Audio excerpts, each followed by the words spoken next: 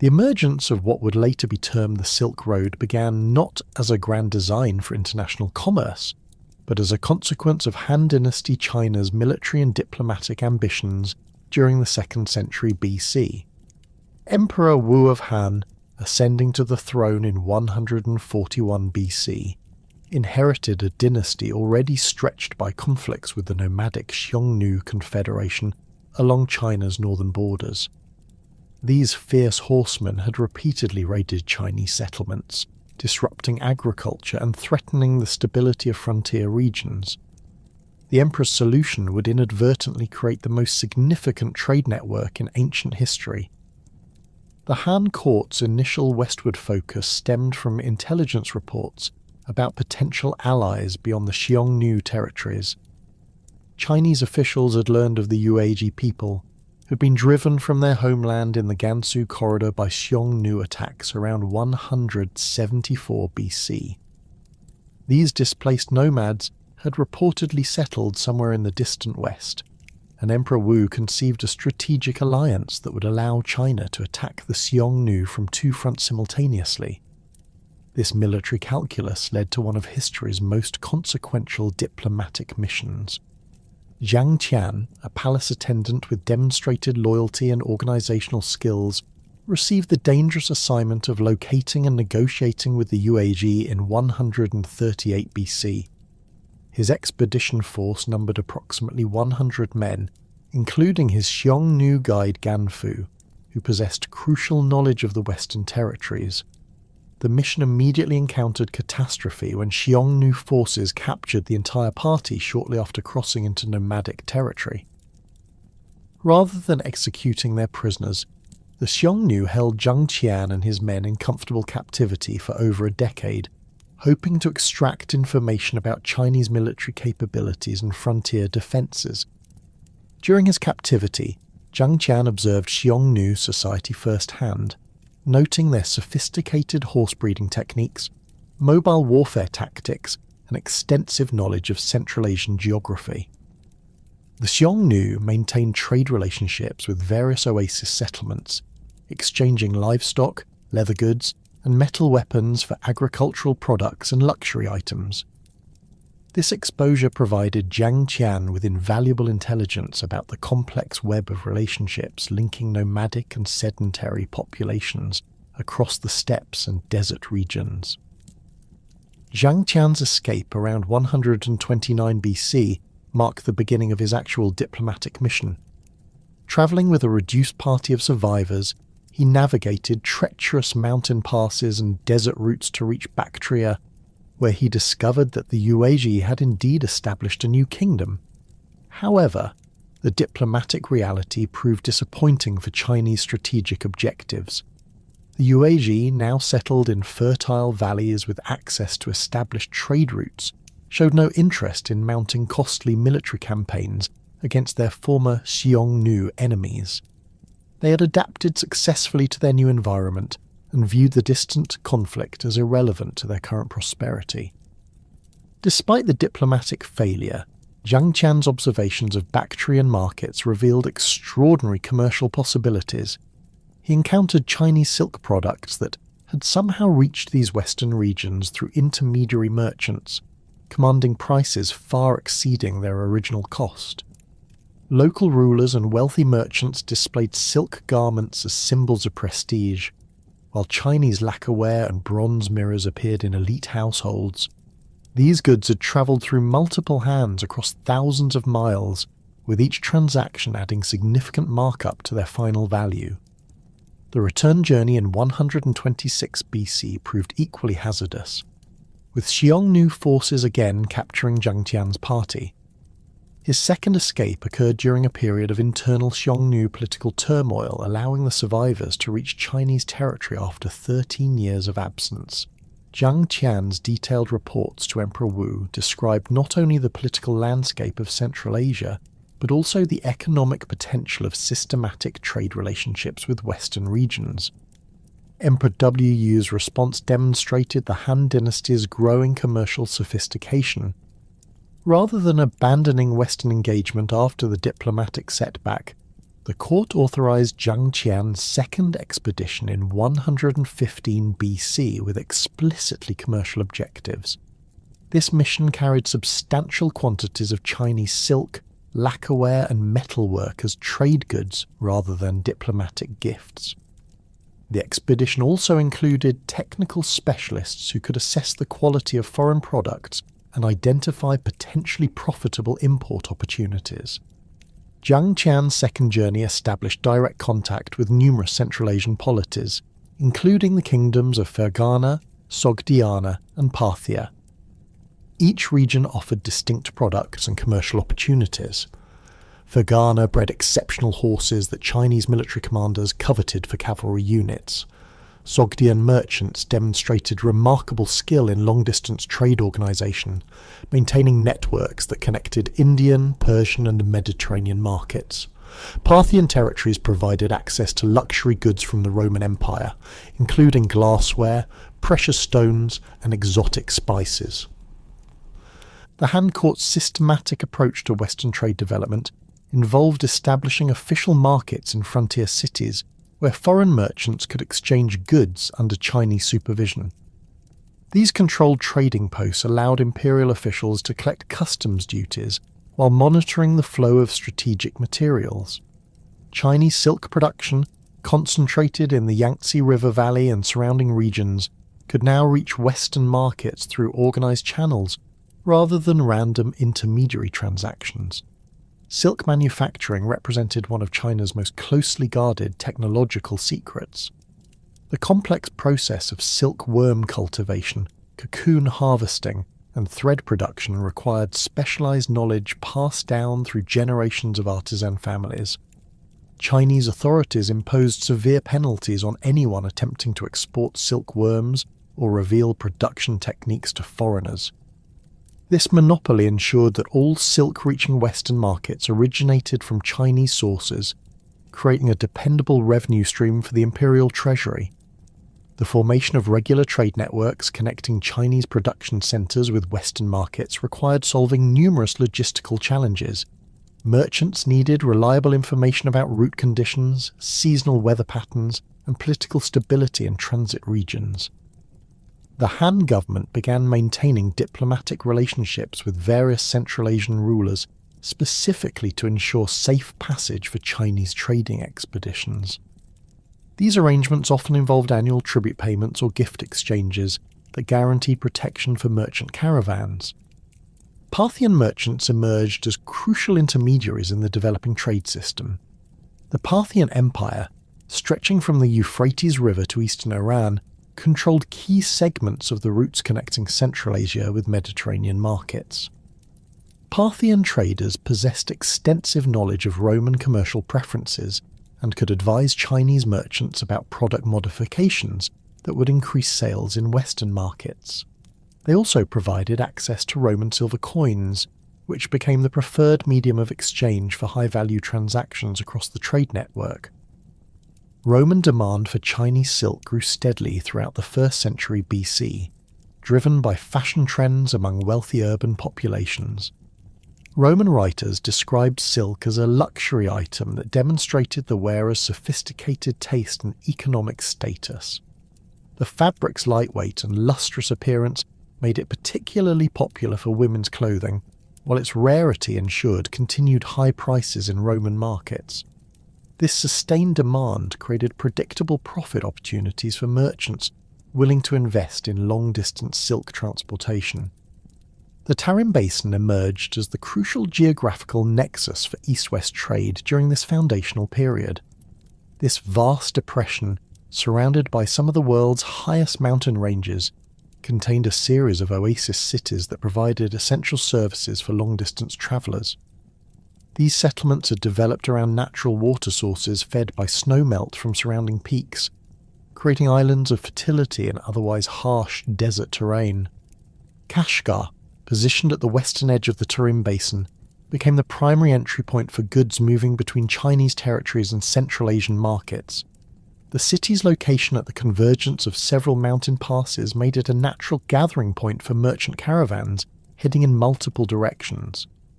Local rulers recognized the economic potential of their strategic position and invested in infrastructure improvements that attracted increased commercial traffic.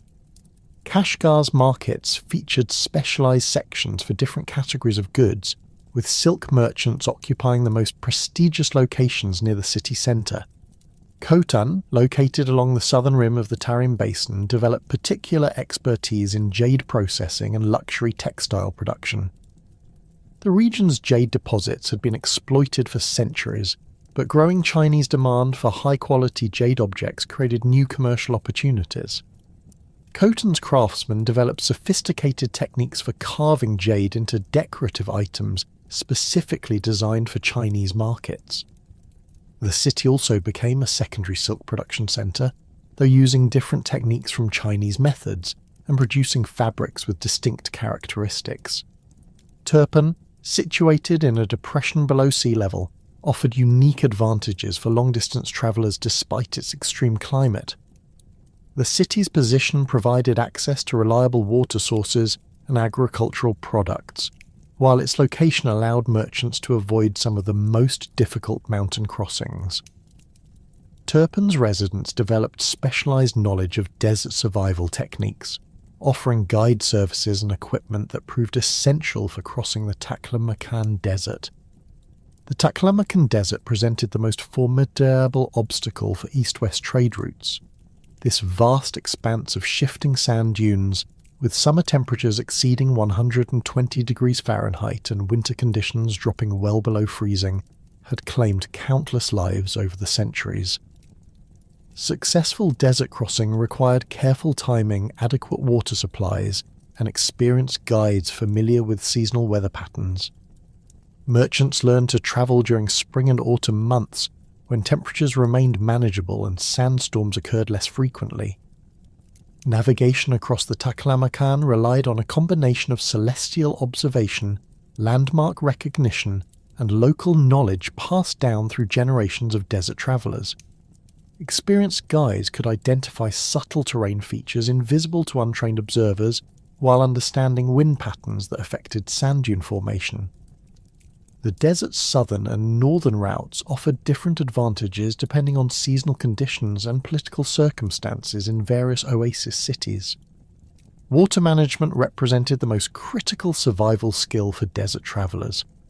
Caravans carried water in specially designed leather containers that minimized evaporation while remaining portable across long distances. Merchants learned to identify underground water sources and develop techniques for locating hidden springs that could replenish their supplies. The spacing between reliable water sources determined the maximum distance caravans could travel between oasis stops. The Pamir Mountains, known to ancient travellers as the roof of the world, presented equally challenging obstacles for trade route development. These towering peaks, with many summits exceeding 20,000 feet in elevation, created a formidable barrier between Central Asian steppes and the Indian subcontinent.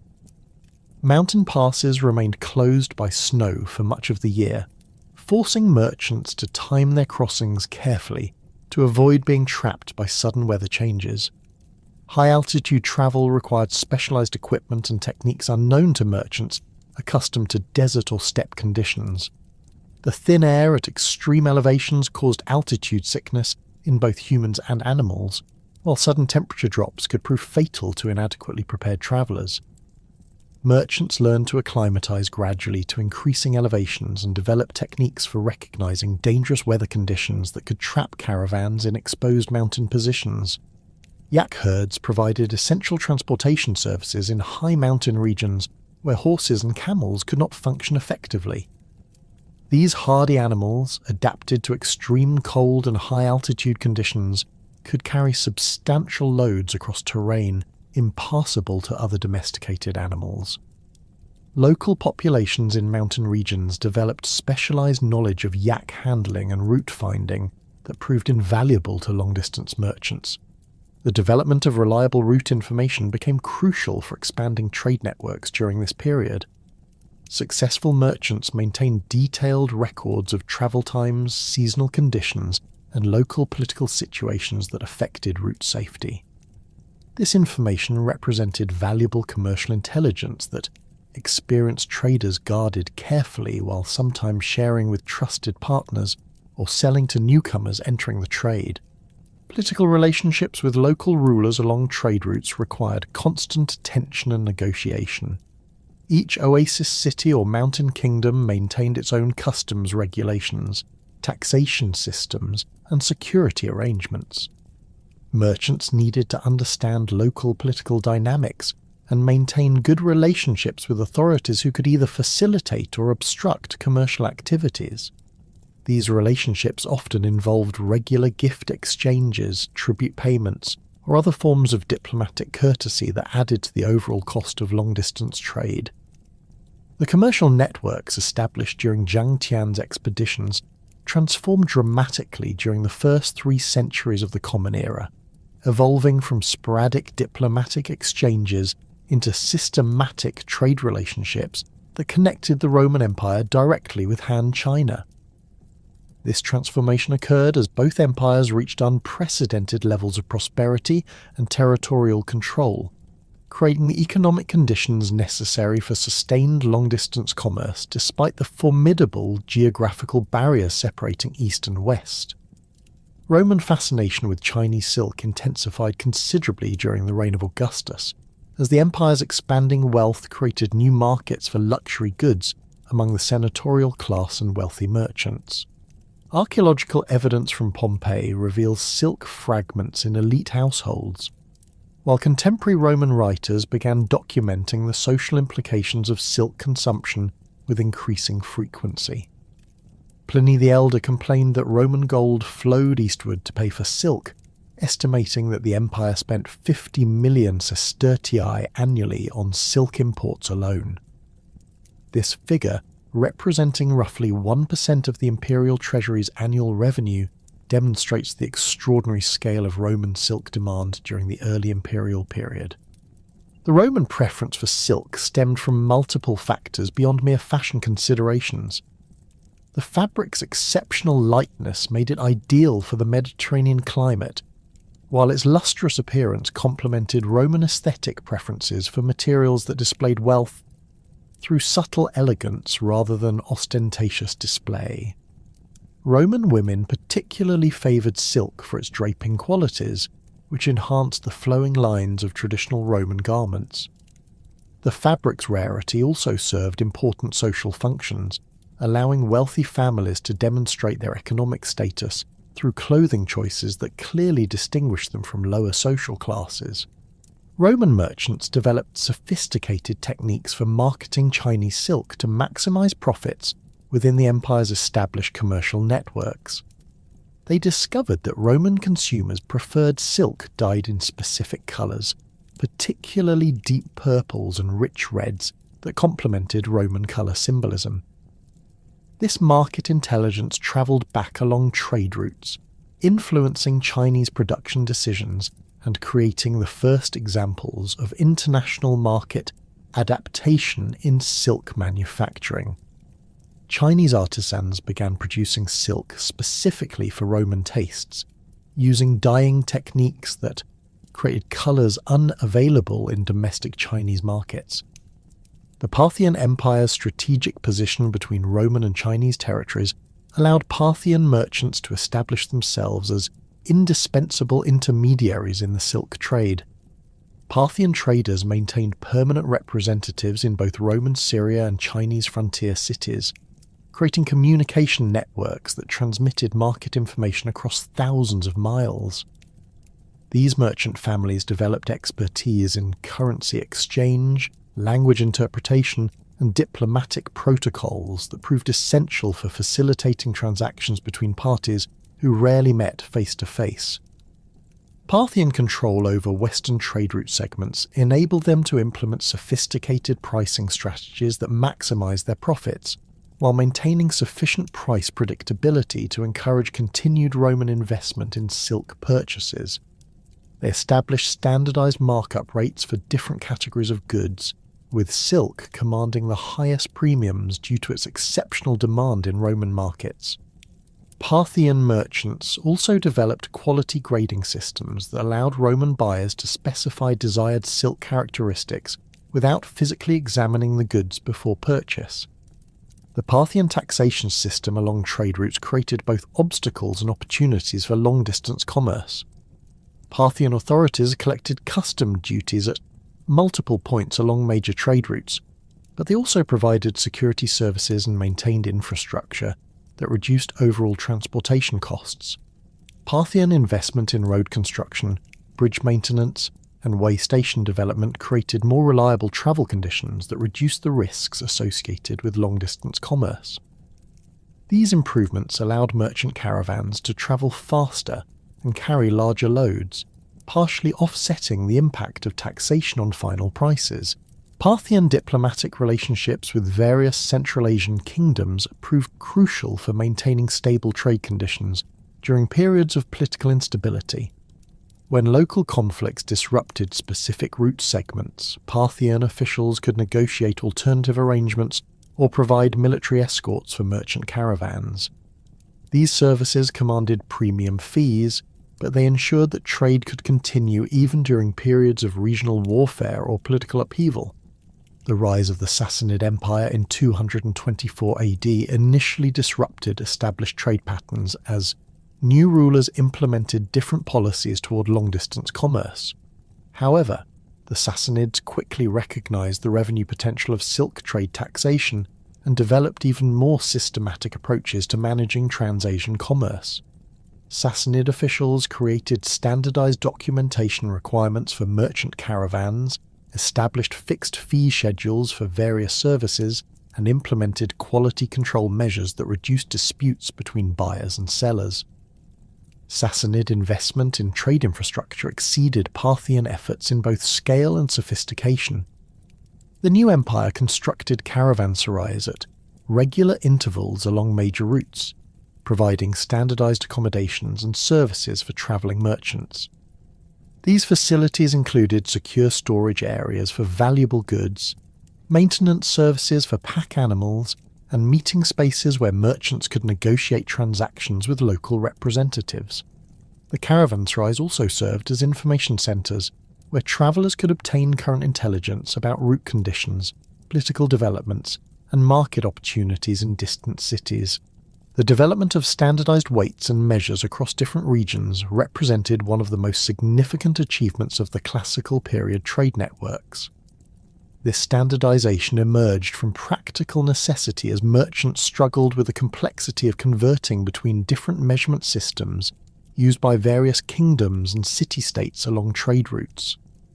Roman merchants accustomed to standardized imperial measurements found themselves dealing with Chinese units based on entirely different mathematical principles, while Central Asian traders used systems derived from various local traditions. Chinese officials took the initiative in promoting measurement standardization by establishing reference weights and measures in frontier trading cities that foreign merchants could use for verification purposes. These standards, based on Han imperial measurements, provided reliable benchmarks for international transactions.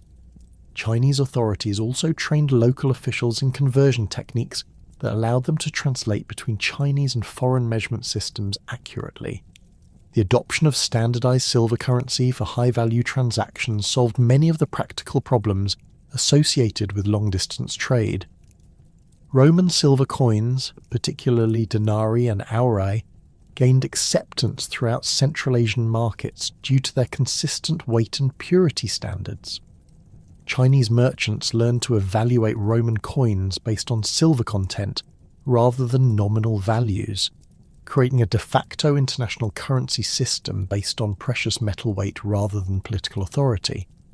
Sassanid merchants developed sophisticated banking techniques that reduced the risks associated with transporting large quantities of coins across dangerous territories.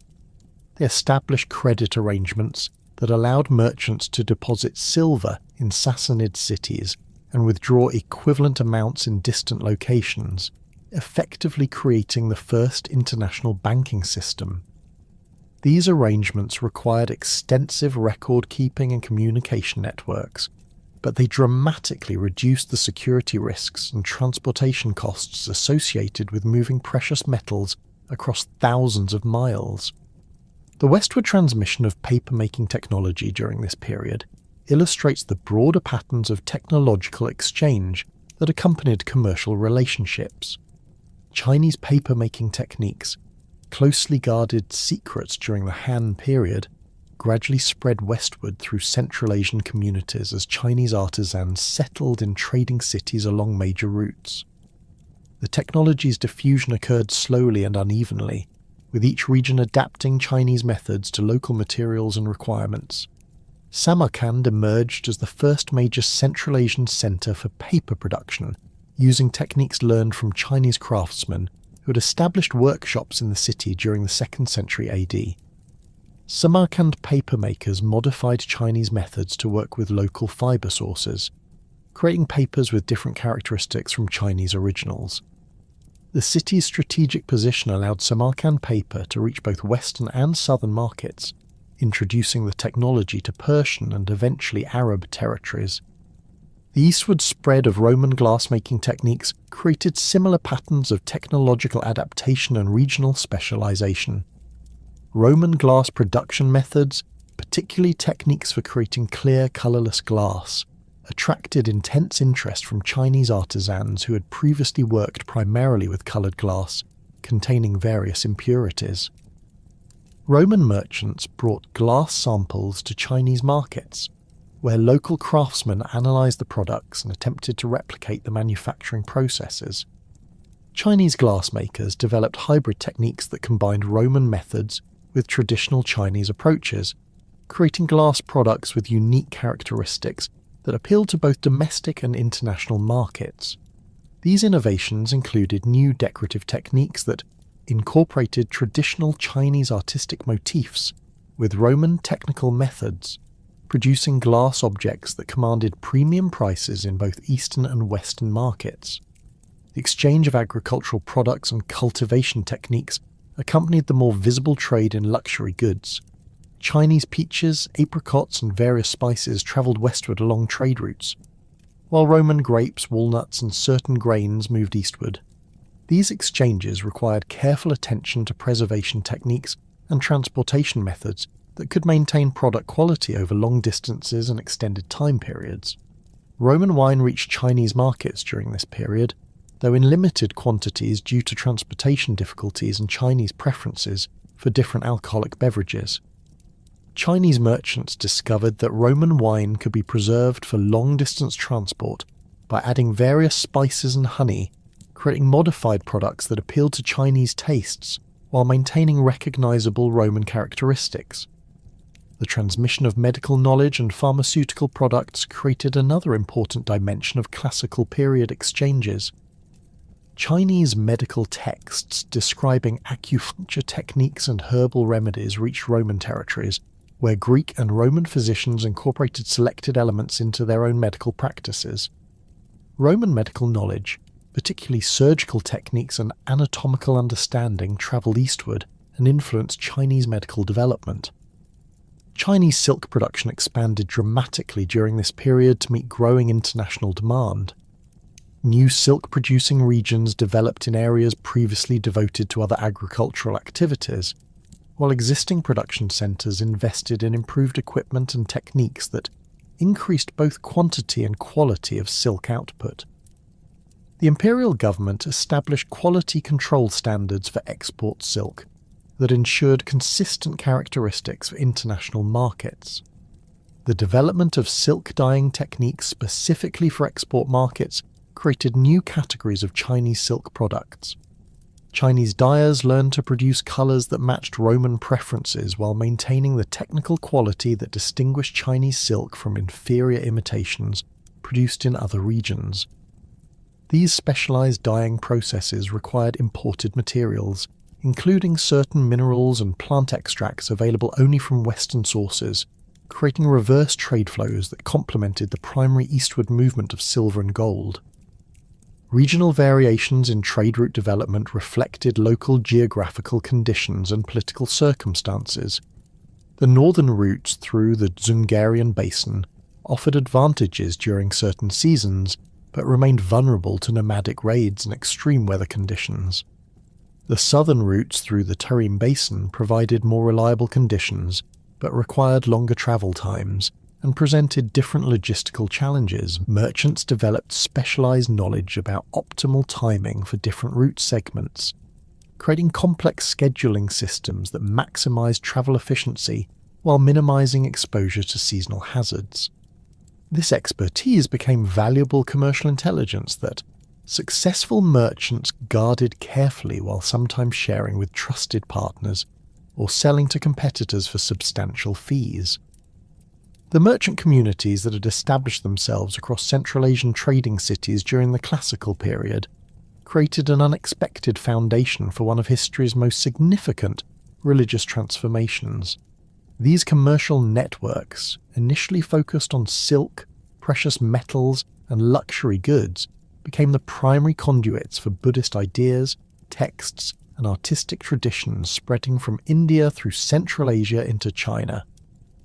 The process began during the 1st century AD, when Indian Buddhist monks discovered that the same caravan routes carrying Chinese silk westward could transport religious teachings eastward with equal efficiency. Buddhist transmission along the Silk Road differed fundamentally from the religion's earlier spread within the Indian subcontinent. Rather than moving through established political structures or existing religious hierarchies, Buddhism travelled through commercial networks where merchants from different cultural backgrounds regularly interacted and exchanged not only goods but ideas, customs, and beliefs. This commercial context shaped how Buddhism adapted to new environments and influenced the particular forms the religion took as it moved across diverse cultural landscapes. The Kushan Empire, which controlled crucial segments of the trade routes during the 1st through 3rd centuries AD, played a decisive role in facilitating Buddhist expansion. Kushan rulers, themselves converts to Buddhism, actively promoted the religion while simultaneously encouraging commercial development. Emperor Kanishka, ruling from approximately 127 to 150 AD, exemplified this dual commitment by commissioning Buddhist art and architecture while maintaining policies that attracted merchants from across the known world to Kushan territories. Kanishka's capital at Peshawar became a major centre for both Buddhist scholarship and international commerce. The city's monasteries housed monks from India, Central Asia, and China who collaborated on translating Sanskrit Buddhist texts into various local languages. These translation projects required extensive knowledge of multiple languages and cultures, skills that the international merchant communities possessed in abundance. Merchants often served as interpreters and cultural mediators, helping monks understand local customs and religious practices that needed to be considered when adapting Buddhist teachings for new audiences. The Gandhara region, encompassing parts of modern Pakistan and Afghanistan, emerged as the primary artistic centre, where Buddhist iconography absorbed influences from Greek, Roman, Persian, and Central Asian artistic traditions. This cultural synthesis occurred because Gandhara's position along major trade routes brought together artisans and patrons from diverse backgrounds who contributed different aesthetic preferences and technical skills to Buddhist art production. The resulting Gandhara school of Buddhist art featured realistic human figures with Greek-influenced facial features, Roman-style drapery, and Persian decorative motifs, creating a distinctive international artistic language. Gandhara sculptors developed standardized iconographic conventions for depicting Buddhist figures that could be understood across different cultural contexts. These artistic standards travelled along trade routes with merchant caravans, spreading consistent visual representations of Buddhist concepts to distant regions. A merchant familiar with Gandhara Buddhist art could recognise similar iconographic elements in Buddhist sculptures produced in Khotan, Kucha or Chang'an, creating visual continuity across the vast geographical expanse of the Silk Road network. The monastery complex at Bamiyan, situated in a strategic mountain valley connecting Central Asian steppes with Indian territories, became one of the most important Buddhist centres along the trade routes. The site's massive Buddha statues, carved directly into cliff faces during the 3rd through 6th centuries AD, served multiple functions beyond their obvious religious significance. These monuments marked Bamiyan's location for travellers navigating through complex mountain terrain, while their impressive scale demonstrated the wealth and devotion of the local Buddhist community to passing merchants and pilgrims. Bamiyan's monasteries provided essential services for long-distance travellers, including secure accommodation, medical care, and spiritual guidance. The monks maintained detailed knowledge of regional geography and seasonal travel conditions, offering route advice that proved invaluable for merchant caravans attempting to cross dangerous mountain passes. This practical assistance created positive relationships between Buddhist communities and commercial networks, encouraging merchants to support monastery construction and maintenance through donations and patronage. The monastic communities at Bamiyan developed sophisticated agricultural and craft production systems that made them largely self-sufficient while generating surplus goods for trade. Monks produced high-quality textiles, metalwork, and agricultural products that commanded premium prices in regional markets. These economic activities provided monasteries with steady income streams that supported their religious functions, while demonstrating Buddhist principles of productive labour and community service. Buddhist merchants played crucial roles in transmitting religious ideas because their commercial activities required them to build trust relationships with trading partners from different cultural backgrounds. These business relationships often evolved into discussions about philosophical and religious topics, creating opportunities for Buddhist merchants to share their beliefs with interested colleagues. The gradual, personal nature of these exchanges proved more effective than formal missionary activities in many contexts. Sogdian merchants, who dominated much of the Central Asian trade during the 4th through 8th centuries AD, became particularly important agents of Buddhist transmission. Their extensive commercial networks connected Buddhist communities across thousands of miles, while their linguistic skills enabled them to translate Buddhist concepts between different languages and cultural contexts. Sogdian Buddhist merchants established temples and monasteries in cities throughout Central Asia, creating a network of religious institutions that supported both spiritual and commercial activities. The Sogdian language became a lingua franca for Buddhist texts and correspondence across Central Asia during this period. Sogdian translations of Sanskrit Buddhist scriptures made these teachings accessible to populations who could not read Sanskrit or Chinese, while Sogdian Buddhist correspondence connected monasteries and merchant communities across vast distances. Archaeological discoveries of Sogdian Buddhist documents from sites like Dunhuang reveal the extensive communication networks that linked Buddhist communities along the trade routes. Dunhuang emerged as perhaps the most significant Buddhist centre along the eastern sections of the Silk Road, combining religious, commercial and cultural functions in ways that exemplified the integration of Buddhism with trade route society. The city's location at the convergence of multiple trade routes made it a natural gathering point for merchants, pilgrims and scholars travelling between China and Central Asia. This cosmopolitan environment created ideal conditions for Buddhist development and artistic innovation. The Mogao caves at Dunhuang, carved and decorated between the 4th and 14th centuries AD, represent the most comprehensive record of Buddhist art and culture along the Silk Road. These cave temples, numbering nearly 500 individual chambers, contain Buddhist paintings, sculptures and manuscripts that document the evolution of Buddhist artistic styles and religious practices across nearly a millennium. The caves also reveal the central role of merchant patronage in supporting Buddhist art production, with many chambers containing donor portraits of wealthy merchants and their families. Dunhuang's scriptoriums produce Buddhist texts in multiple languages and scripts, serving the diverse linguistic needs of the international community that frequented the city.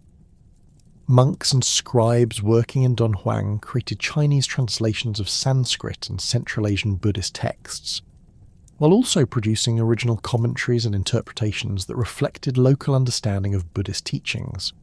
The famous library cave at Dunhuang, sealed in the 11th century and rediscovered in 1900, contained over 40,000 manuscripts and printed documents that provide unprecedented insight into Buddhist intellectual life along the Silk Road. The transmission of Buddhism to China required extensive adaptation of Indian religious concepts to Chinese philosophical and cultural frameworks. This process involved not just translation of Sanskrit terms into Chinese language, but fundamental reinterpretation of Buddhist ideas to make them comprehensible within Chinese intellectual traditions. Early Chinese Buddhist translators struggled with concepts like karma and rebirth that had no direct equivalents in Chinese thought, leading to creative solutions that combined Buddhist and Chinese ideas in new ways. Kumarajiva, a Buddhist monk from Kucha who reached Chang'an in 401 AD, revolutionized Chinese Buddhism through his translation work and teaching activities. Born to an Indian father and Kuchean mother, Kumarajiva possessed the multicultural background necessary to bridge Indian Buddhist scholarship with Chinese intellectual traditions.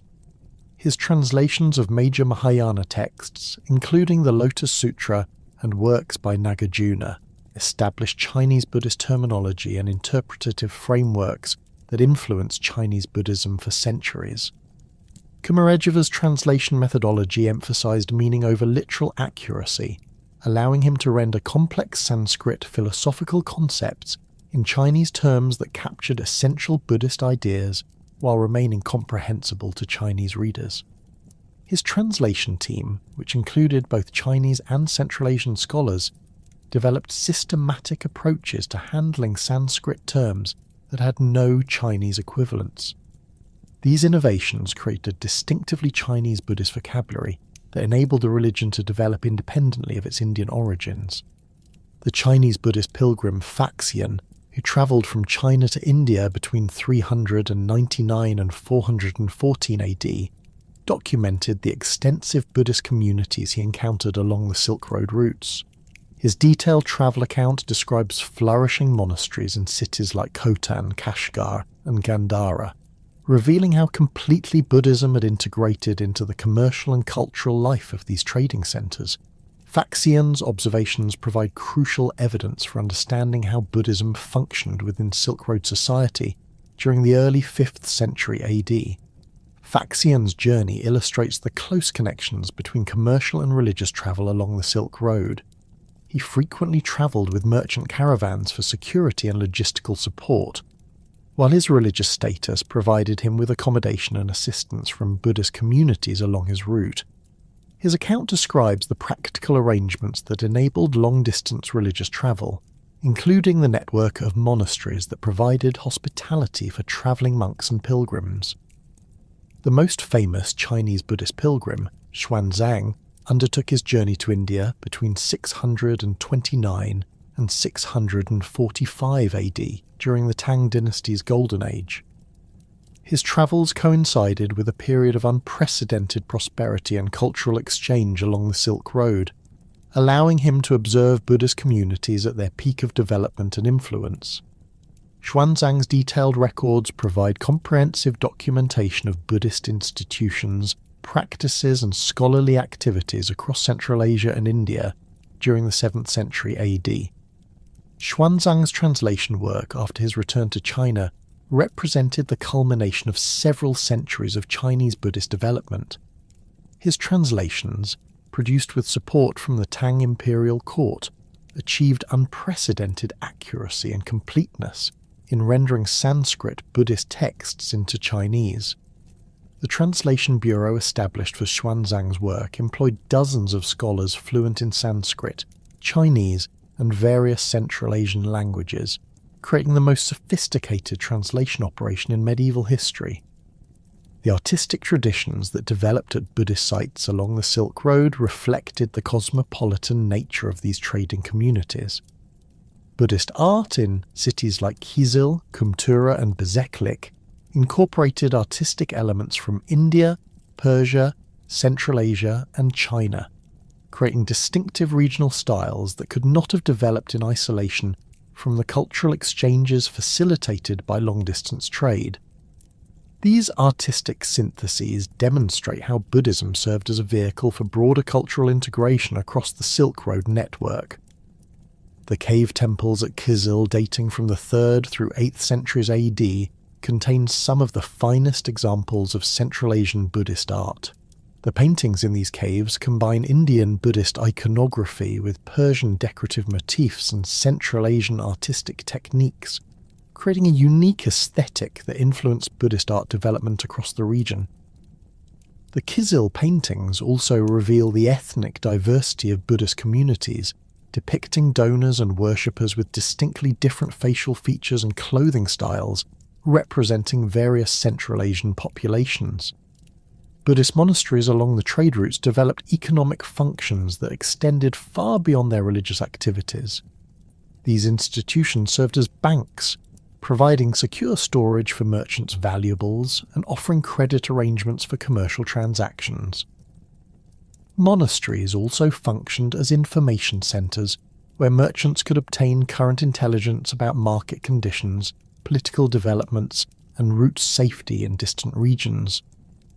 These services created mutually beneficial relationships between Buddhist communities and commercial networks.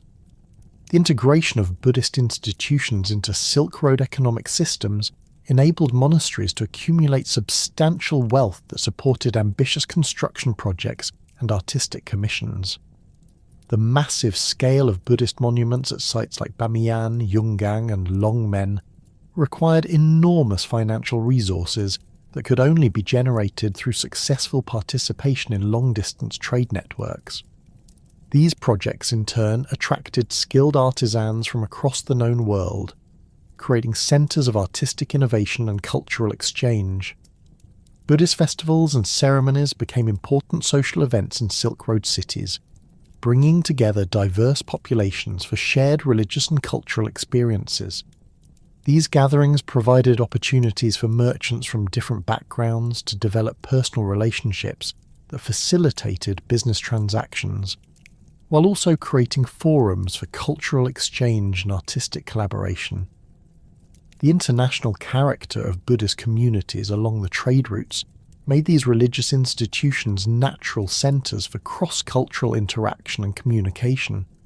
The decline of Buddhism in Central Asia during the 8th through 10th centuries AD coincided with changing political and economic conditions that disrupted the traditional patterns of Silk Road trade.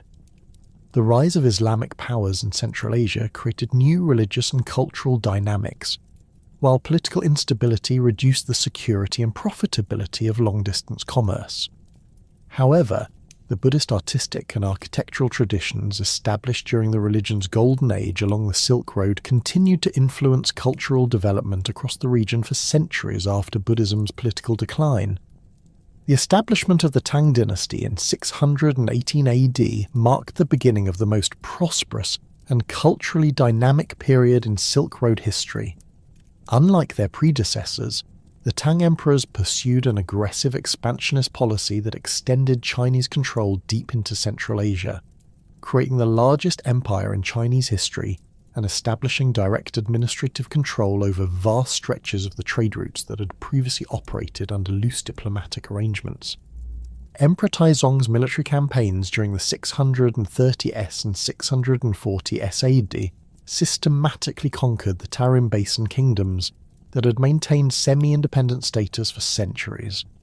The conquest of Gaochang in 640 AD eliminated the last major independent power in the eastern Tarim Basin, while subsequent campaigns against Kucha, Kashgar, and other oasis cities brought the entire region under direct Chinese administration.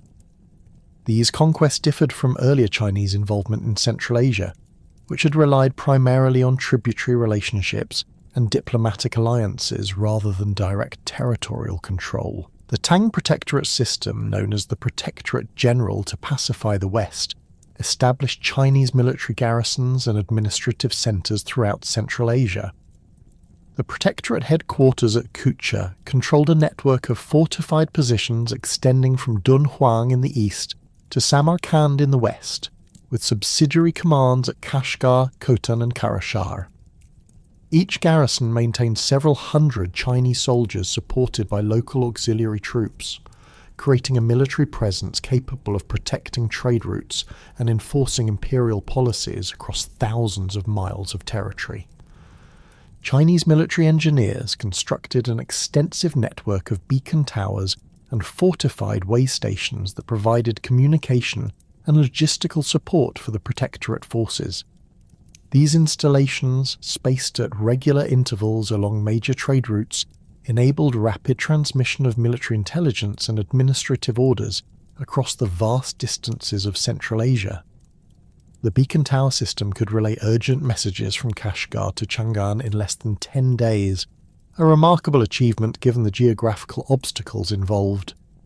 The Protectorate system required unprecedented administrative sophistication to govern the diverse populations and complex economic relationships of Central Asian territories.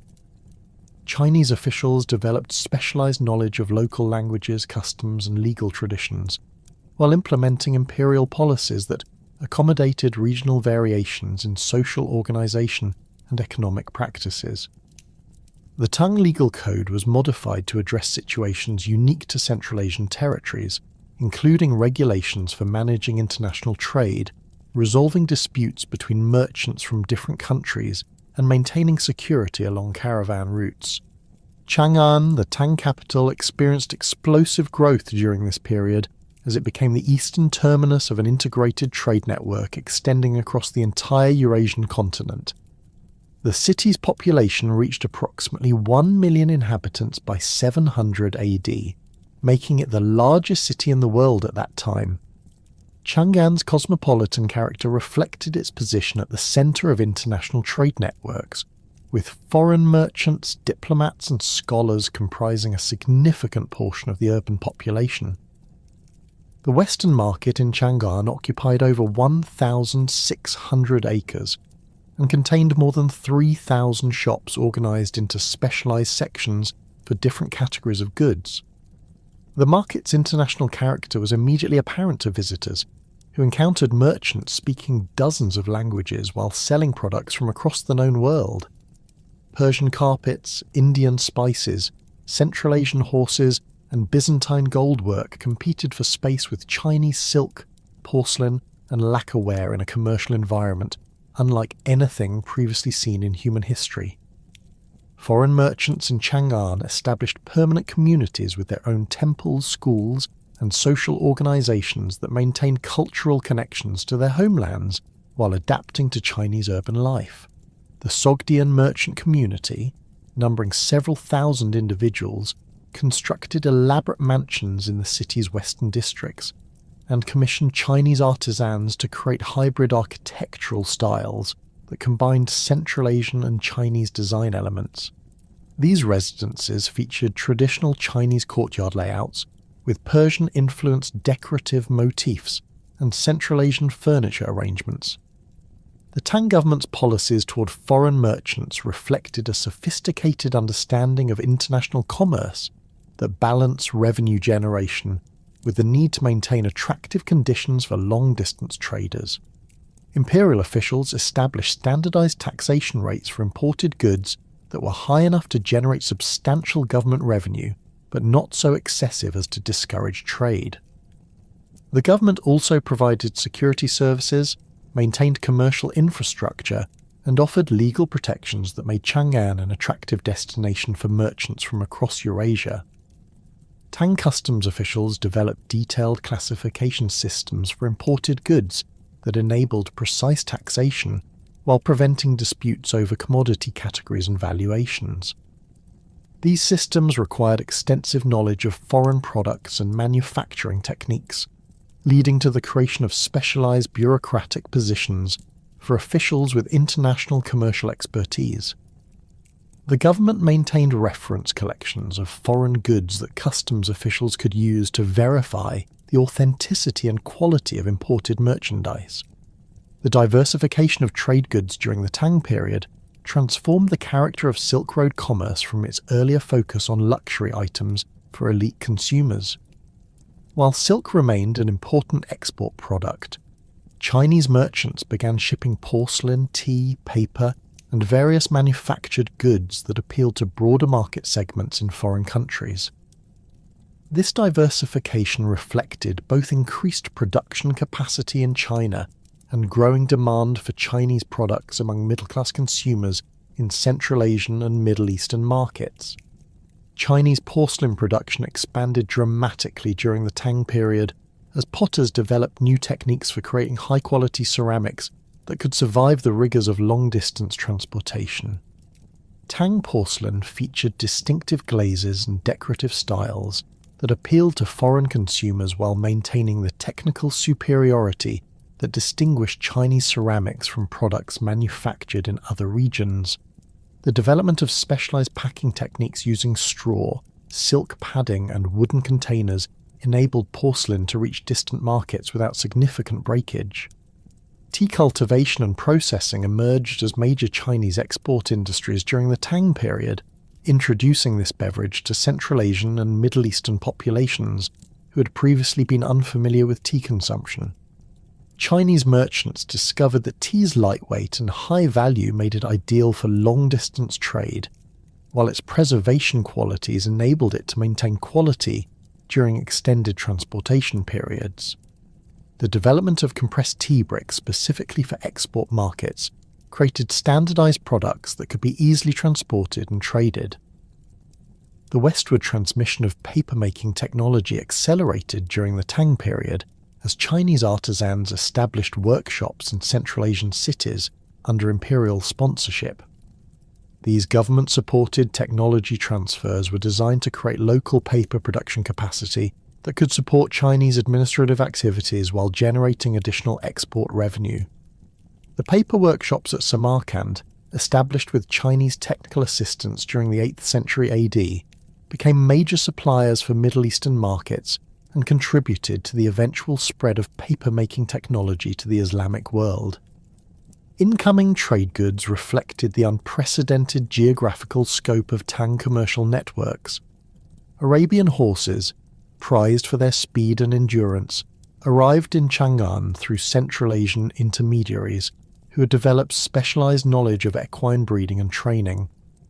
These horses commanded enormous prices in Chinese markets, where military officials and wealthy civilians competed to acquire animals with superior bloodlines and proven performance capabilities. Precious stones from various regions created new categories of luxury goods in Chinese markets.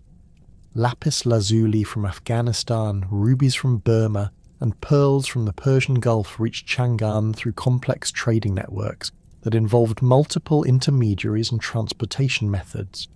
Chinese artisans developed new jewelry-making techniques specifically designed to showcase these foreign gemstones, creating hybrid artistic styles that combine traditional Chinese metalworking with international decorative elements. Spices and aromatics from India and Southeast Asia transformed Chinese cuisine and religious practices during this period. Black pepper, cardamom, and various other spices that had previously been unknown in China became important ingredients in both imperial court cuisine and popular cooking. The importation of frankincense and other aromatic substances supported the expansion of Buddhist religious practices while creating new categories of luxury consumption among wealthy Chinese families. The cultural flowering that occurred along the Silk Road during the Tang period reflected the unprecedented level of international interaction facilitated by political stability and economic prosperity. Chinese poets, musicians and artists absorbed influences from Central Asian traditions while contributing their own innovations to the cosmopolitan culture that developed in major trading cities. This cultural synthesis produced artistic achievements that could not have emerged in isolation from the international exchanges enabled by long-distance trade. Tang poetry reached its greatest heights during this period, with poets like Li Bai and Du Fu creating works that incorporated imagery and themes derived from their exposure to foreign cultures and landscapes. Li Bai's poems frequently reference Central Asian geography, foreign customs, and international travel experiences that reflected the cosmopolitan environment of Tang society. His famous poem, The Road to Shu, drew upon his knowledge of the dangerous mountain routes that connected China with Central Asian territories. creating literary works that captured the adventurous spirit of the Silk Road era. Musical exchanges between Chinese and Central Asian traditions produced new instrumental techniques and compositional styles that influenced court entertainment and popular culture. The pipa, a stringed instrument derived from Central Asian prototypes, became central to Tang court music while undergoing modifications that adapted it to Chinese musical preferences. Chinese musicians learned Central Asian playing techniques, while developing new musical forms that combined Chinese melodic structures with foreign rhythmic patterns. Dance traditions from various Central Asian cultures merged with Chinese performance styles to create new forms of entertainment that became popular in both court and commercial contexts. The Western region dance performed in Tang palaces incorporated movements, costumes, and musical accompaniment derived from Sogdian, Persian, and Turkish traditions, while maintaining Chinese aesthetic principles. These performances required extensive cultural knowledge and artistic skill, creating new categories of professional entertainers who specialized in international performance styles. The Tang imperial court's patronage of international artists and scholars created an environment that encouraged cultural innovation and artistic experimentation. Foreign musicians, painters, and craftsmen received imperial commissions that provided them with resources and status, while exposing Chinese audiences to artistic traditions from across Eurasia. The court maintained workshops where Chinese and foreign artisans collaborated on projects that combined different technical traditions and aesthetic approaches. Religious architecture along the Silk Road during the Tang period reflected the diverse spiritual traditions that coexisted in the cosmopolitan trading cities. Buddhist temples incorporated architectural elements from Indian, Persian, and Central Asian traditions, while maintaining Chinese structural principles. The giant wild goose pagoda in Chang'an, built to house Buddhist scriptures brought from India by Xuanzang, exemplified the international character of Tang religious architecture through its combination of Chinese construction techniques with Indian influence proportions and decorative elements. Zoroastrian fire temples in Chinese cities served Persian merchant communities, while introducing Chinese populations to foreign religious practices and architectural styles. These temples featured distinctive design elements that accommodated Zoroastrian ritual requirements while conforming to Chinese building regulations and aesthetic preferences. The coexistence of multiple religious traditions in Tang cities created unprecedented opportunities for theological dialogue and philosophical exchange. The Nestorian Christian community in Chang'an constructed churches that combined Byzantine architectural principles with Chinese construction techniques and decorative styles. The famous Nestorian stele, erected in 781 AD, documented the history of Christianity in China while demonstrating the sophisticated theological knowledge that developed through contact between Chinese and Middle Eastern Christian traditions. The stele's bilingual inscription in Chinese and Syriac reflected the multicultural character of religious communities along the Silk Road. Islamic merchants and scholars began appearing in Chinese cities during the later Tang period, introducing another major religious tradition to the cosmopolitan mix of Silk Road society. The construction of the first mosques in Chinese territory required architectural innovations that adapted Islamic spatial requirements to Chinese building traditions and urban planning principles. These early mosques established precedents for Islamic architecture in China that influenced religious building design for centuries.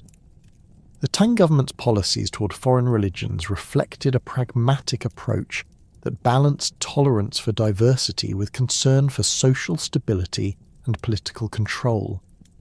Imperial officials generally permitted foreign religious practices as long as they did not challenge political authority or disrupt social order.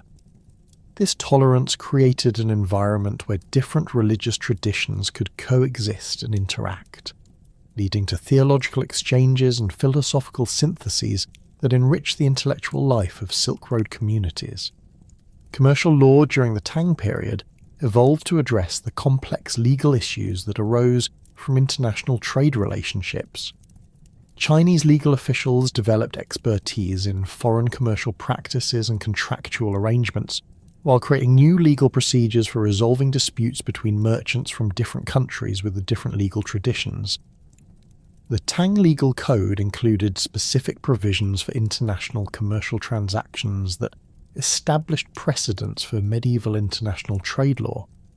The standardization of weights, measures, and currency across Tang territories facilitated commercial transactions while reducing opportunities for fraud and disputes. Imperial officials established reference standards in major trading cities that merchants could use to verify the accuracy of their measuring equipment and currency.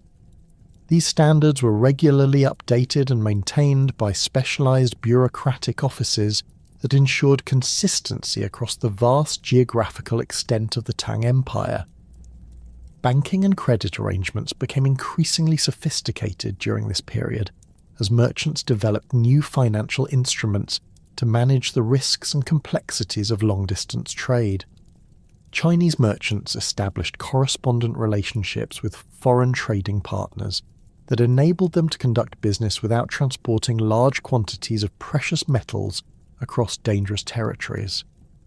These arrangements required extensive trust networks and communication systems that connected commercial communities across thousands of miles. The Tang postal system, originally designed for government communications, expanded to provide commercial messaging services that enabled merchants to coordinate business activities across vast distances.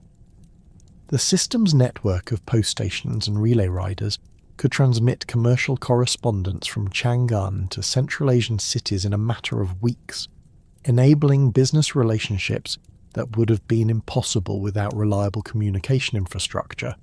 The decline of Tang authority in Central Asia during the mid-8th century created a power vacuum that Arab military forces rapidly exploited, fundamentally altering the political, commercial, and cultural landscape of the Silk Road. The Arab conquest of Transoxiana, beginning with the capture of Bukhara in 709 AD and culminating in the decisive victory over Chinese forces at the Battle of Talas in 751 AD, marked the end of Chinese political dominance in Western Central Asia and initiated a new phase of Islamic influence that would reshape trade networks across the entire region. The Battle of Talas itself proved less significant for its immediate military consequences than for its long-term cultural and technological implications.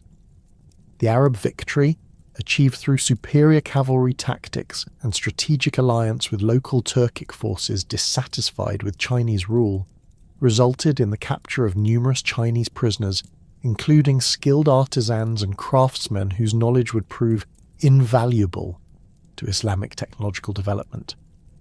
Among these prisoners were papermakers whose expertise enabled the establishment of paper production facilities in Samarkand, marking the beginning of paper-making technology's westward transmission into the Islamic world. The Umayyad and subsequent Abbasid administrations approached Central Asian governance with pragmatic flexibility that differed markedly from earlier Chinese administrative methods. Rather than imposing uniform Islamic law across diverse populations, Arab administrators developed accommodating policies that permitted local customs to continue alongside Islamic practices, provided they did not directly contradict fundamental Islamic principles. This approach proved particularly effective in maintaining commercial relationships with non-Muslim merchants and communities whose participation remained essential for trade network operations. The conversion process in Central Asian territories proceeded gradually and unevenly, often following commercial and social networks rather than administrative boundaries. Sogdian merchant families, recognizing the advantages of religious affiliation with the new ruling elite, frequently adopted Islam while maintaining their established business relationships and commercial practices. These conversions created hybrid cultural forms that combined Islamic religious observance with traditional Central Asian commercial customs and social arrangements. Samarkand emerged as the preeminent Islamic commercial centre in Central Asia during the 9th and 10th centuries, surpassing even Baghdad in certain categories of international trade.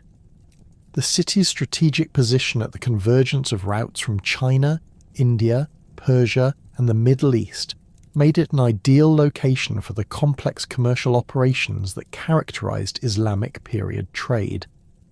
Samarkand's markets specialized in high-value goods requiring sophisticated commercial expertise, including Chinese silk, Indian precious stones, Persian carpets, and various luxury manufactured products from across the Islamic world. The Samanid dynasty, ruling from Bukhara between 875 and 999 AD, created the most successful synthesis of Islamic governance with Central Asian commercial traditions. The Samanids maintained nominal allegiance to the Abbasid Caliphate while exercising practical independence in managing their territory's economic and commercial affairs. Their policies actively encouraged long-distance trade through infrastructure investment, legal standardization, and diplomatic arrangements that facilitated merchant activities across their extensive territories. Samanid silver mines in the Panjshir Valley and other locations provided the monetary foundation for expanded commercial activities throughout Central Asia and beyond. The consistent quality and weight of Samanid silver dirhams made them the preferred currency for international transactions across a vast geographical area extending from the Baltic Sea to the Indian Ocean. Archaeological evidence reveals Samanid coins in Scandinavian hoards, indicating the remarkable geographical scope of trade networks that utilized Samanid silver as a medium of exchange. The standardization of Islamic commercial law across Central Asian territories eliminated many of the legal complexities that had previously complicated international trade relationships. Islamic legal scholars developed comprehensive frameworks for handling commercial disputes, contractual arrangements, and partnership agreements that could be applied consistently across different regions and cultural contexts. The concept of the Islamic Ummah, or community of believers, created legal presumptions of trustworthiness and shared obligations that facilitated business relationships between merchants who had never met personally. The development of the Hawala system during this period revolutionized long-distance commercial finance by enabling merchants to transfer funds across vast distances without physically transporting precious metals or coins. This system relied on networks of trusted agents who maintained detailed records of financial obligations and periodically settled accounts through various compensation mechanisms. A merchant in Bukhara could deposit silver with a local Hawala agent and authorize a colleague in Damascus to collect equivalent value from the agent's correspondent, eliminating the risks and costs associated with transporting currency across dangerous territories. Hawala operations required extensive communication networks and sophisticated record-keeping systems that connected commercial communities across the Islamic world. The system's effectiveness depended on the reliability of participating agents and the accuracy of exchange rate information transmitted between different commercial centres. Islamic merchants developed standardized procedures for calculating exchange rates, accounting for transportation costs, and managing the timing differences involved in long-distance financial transactions. The integration of Islamic territories into existing Silk Road networks proceeded through gradual modification of established commercial practices rather than wholesale replacement of existing systems. Islamic merchants learned to work within traditional Central Asian trading customs while introducing new financial instruments and legal frameworks that enhanced commercial efficiency. This pragmatic approach enabled Islamic commercial expansion without disrupting the fundamental economic relationships that sustained long-distance trade. Bukhara's rise as a major intellectual centre complemented its commercial importance, creating a unique environment where Islamic scholarship flourished alongside international trade activities.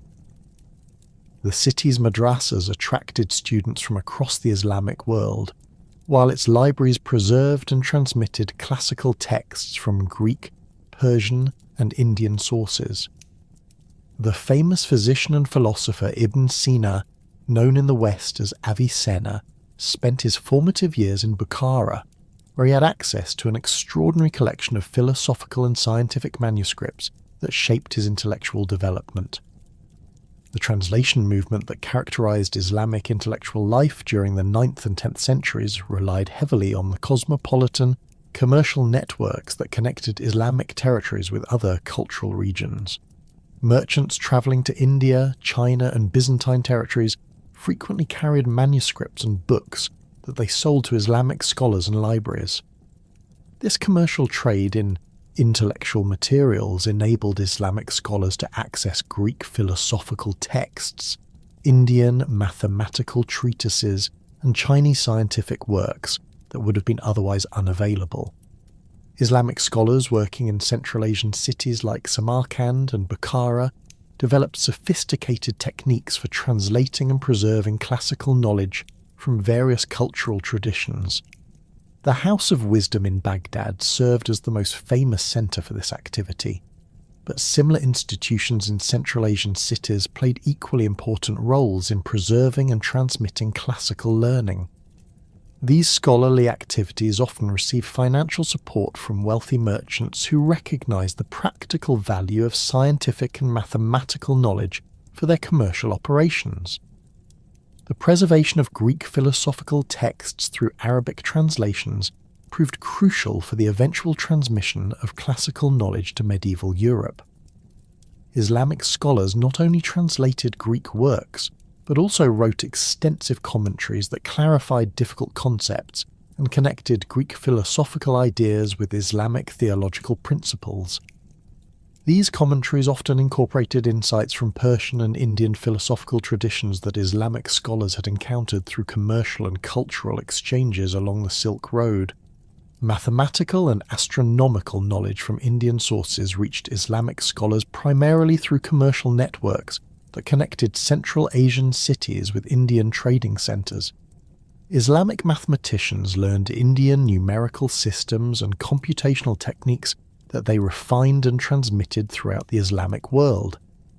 The adoption of Indian numerical notation, including the concept of zero, revolutionized mathematical calculation and enabled the development of more sophisticated commercial accounting systems.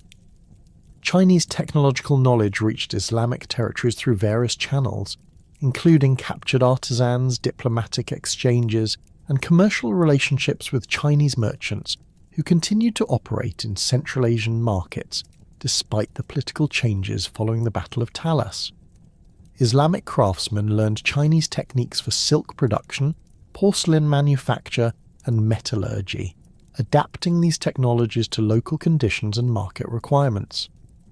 The westward transmission of paper-making technology from Samarkand to other Islamic cities created a revolution in administrative and intellectual life throughout the Islamic world. Paper production facilities established in Baghdad, Damascus, and other major cities provided affordable writing materials that enabled the expansion of bureaucratic record-keeping, commercial documentation, and scholarly writing. The availability of inexpensive paper facilitated the development of Islamic banking systems that required extensive written records of financial transactions. Islamic merchants developed new categories of trade goods that reflected the religious and cultural preferences of Islamic consumers. The prohibition on silk clothing for men in Islamic law created demand for alternative luxury textiles, leading to increased trade in fine wool fabrics, cotton textiles, and various blended materials. Islamic merchants also specialized in trade goods that supported religious observance, including prayer rugs, incense, and various items used in mosque decoration and religious ceremonies. The pilgrimage trade to Mecca created new commercial opportunities that Islamic merchants along the Silk Road exploited effectively. Pilgrims travelling from Central Asia, China, and other distant regions required transportation, accommodation, and various goods and services during their journeys. Islamic merchants established specialized businesses that catered to pilgrim needs. while also using pilgrimage routes to transport commercial goods between different regions of the Islamic world. The development of Islamic commercial partnerships, known as mudarabah arrangements, enabled merchants to pool resources and share risks in ways that facilitated larger and more ambitious trading ventures. These partnerships typically involved one party providing capital while another contributed labour and expertise, with profits shared according to predetermined formulas. The legal framework governing mudarabah relationships provided security for investors while enabling entrepreneurial merchants to access capital for trading activities. Islamic commercial law's emphasis on ethical business practices and fair dealing created trust relationships that facilitated long-distance trade even between merchants who belonged to different ethnic or cultural groups. The Islamic prohibition on usury led to the development of alternative financing mechanisms that achieved similar economic functions without violating religious principles. These innovations in commercial finance enabled Islamic merchants to compete effectively with non-Islamic trading networks while maintaining religious compliance. The expansion of Islamic influence along the Silk Road coincided with significant technological innovations in transportation and logistics. Islamic merchants developed improved caravan organization techniques that increased the efficiency and safety of long-distance travel. These improvements included better methods for loading and securing cargo, more effective systems for managing pack animals, and enhanced security arrangements that reduced losses from banditry and natural hazards. The construction of caravanserais at regular intervals along major trade routes provided standardized accommodation and services for traveling merchants. These facilities, typically built around fortified courtyards with secure storage areas and animal pens, offered protection from both weather and human threats. The caravanserais also served as information centres where merchants could obtain current intelligence about market conditions, route safety, and political developments in distant regions. Islamic urban planning in Central Asian cities reflected the integration of commercial and religious functions that characterized Islamic civilization. The central bazaars in cities like Samarkand and Bukhara were typically located near the main mosques, creating commercial districts where religious and economic activities reinforced each other. The architectural design of these commercial areas facilitated both individual transactions and large-scale wholesale operations that supplied regional distribution networks. The development of Islamic banking houses in major commercial centres created institutional support for long-distance trade that exceeded anything previously available in Central Asian territories. These institutions provided currency exchange services, commercial credit, and various financial instruments that reduced the risks and costs associated with international commerce. The banking houses maintained correspondent relationships with similar institutions in other cities, creating integrated financial networks that supported commercial activities across vast geographical areas. The integration of Turkic peoples into Islamic commercial networks during the 10th and 11th centuries brought new energy and resources to Silk Road trade. Turkic merchants and military leaders who converted to Islam maintained their traditional expertise in horse breeding and nomadic logistics, while adopting Islamic commercial practices and legal frameworks. This combination of nomadic mobility with Islamic commercial sophistication created powerful new trading organizations that dominated certain segments of Central Asian commerce.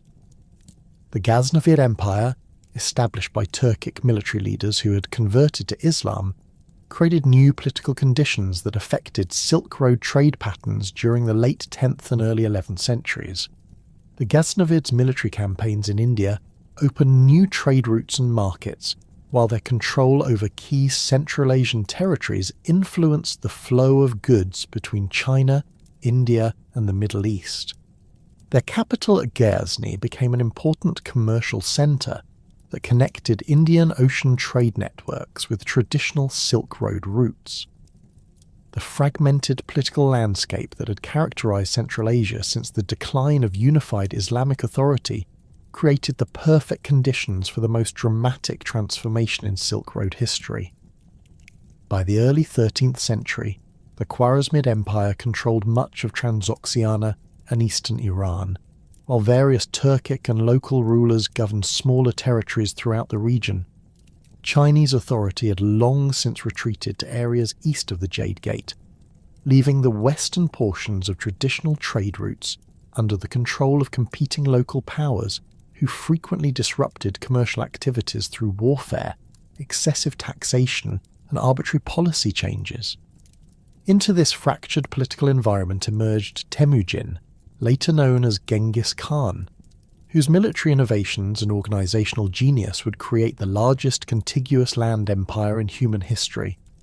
Born around 1162 AD into a minor Mongol clan struggling for survival on the harsh steppes north of China, Temujin's early experiences with tribal warfare, resource scarcity and political instability shaped his understanding of the relationship between military power and economic prosperity.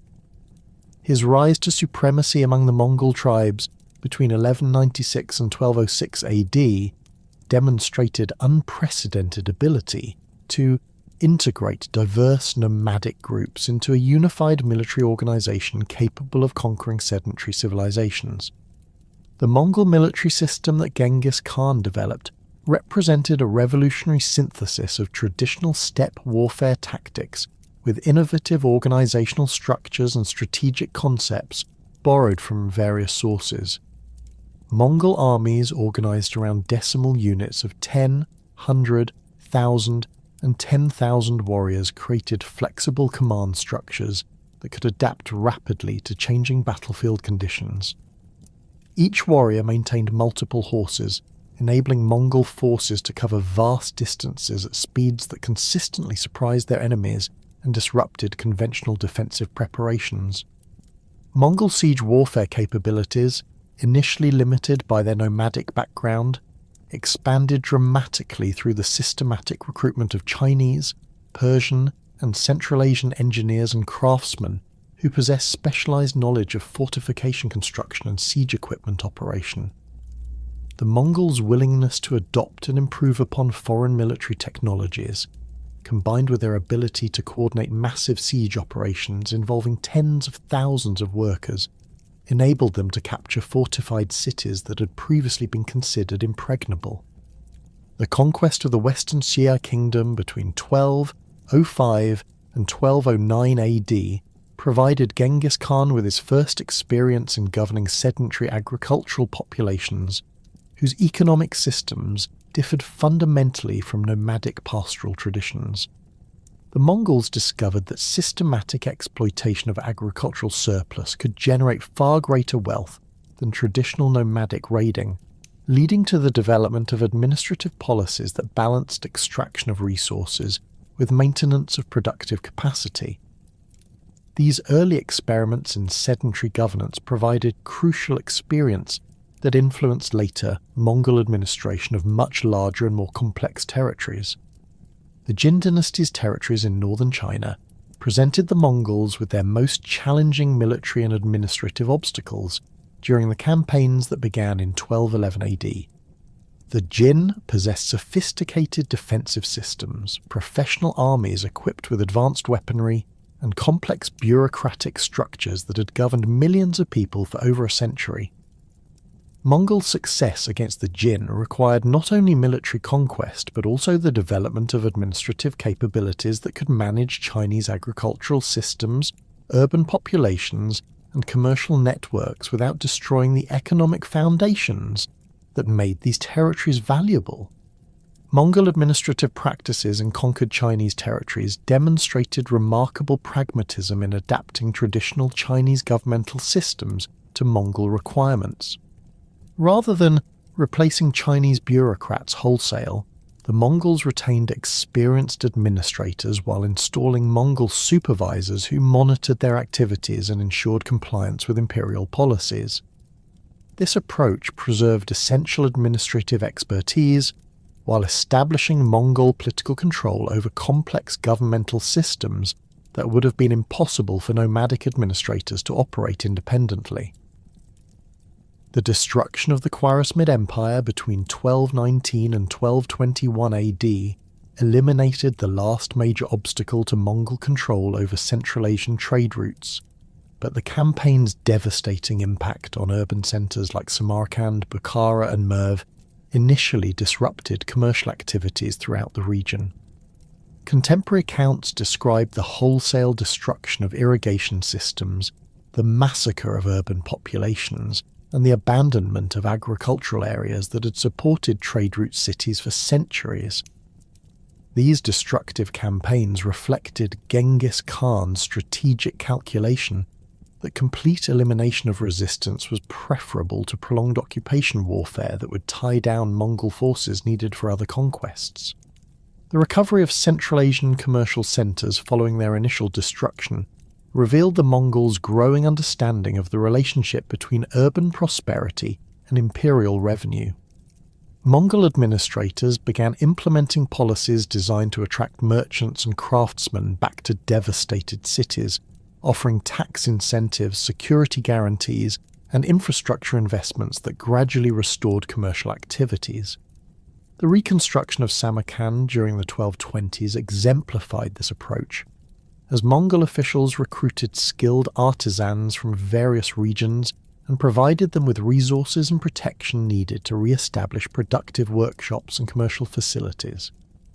Genghis Khan's legal innovations, codified in the Yasa, established uniform standards for commercial transactions, criminal justice, and administrative procedures across the vast expanse of Mongol territories. The Yasa's provisions regarding merchant protection, contract enforcement, and dispute resolution created legal frameworks that facilitated long-distance trade by reducing uncertainties and risks that had previously complicated international commercial relationships. Merchants operating under Mongol protection could rely on consistent legal treatment, regardless of their ethnic background or the specific territories through which they travelled.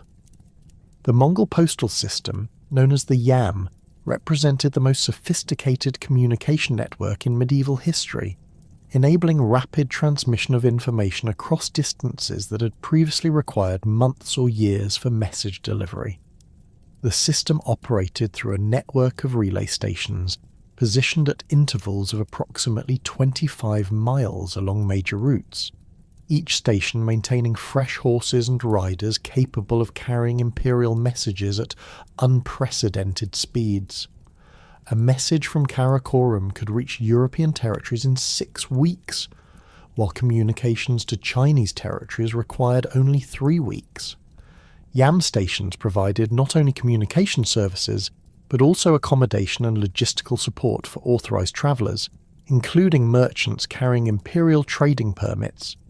These facilities offered secure lodging, fresh pack animals, and route information that significantly reduced the costs and risks associated with long-distance travel.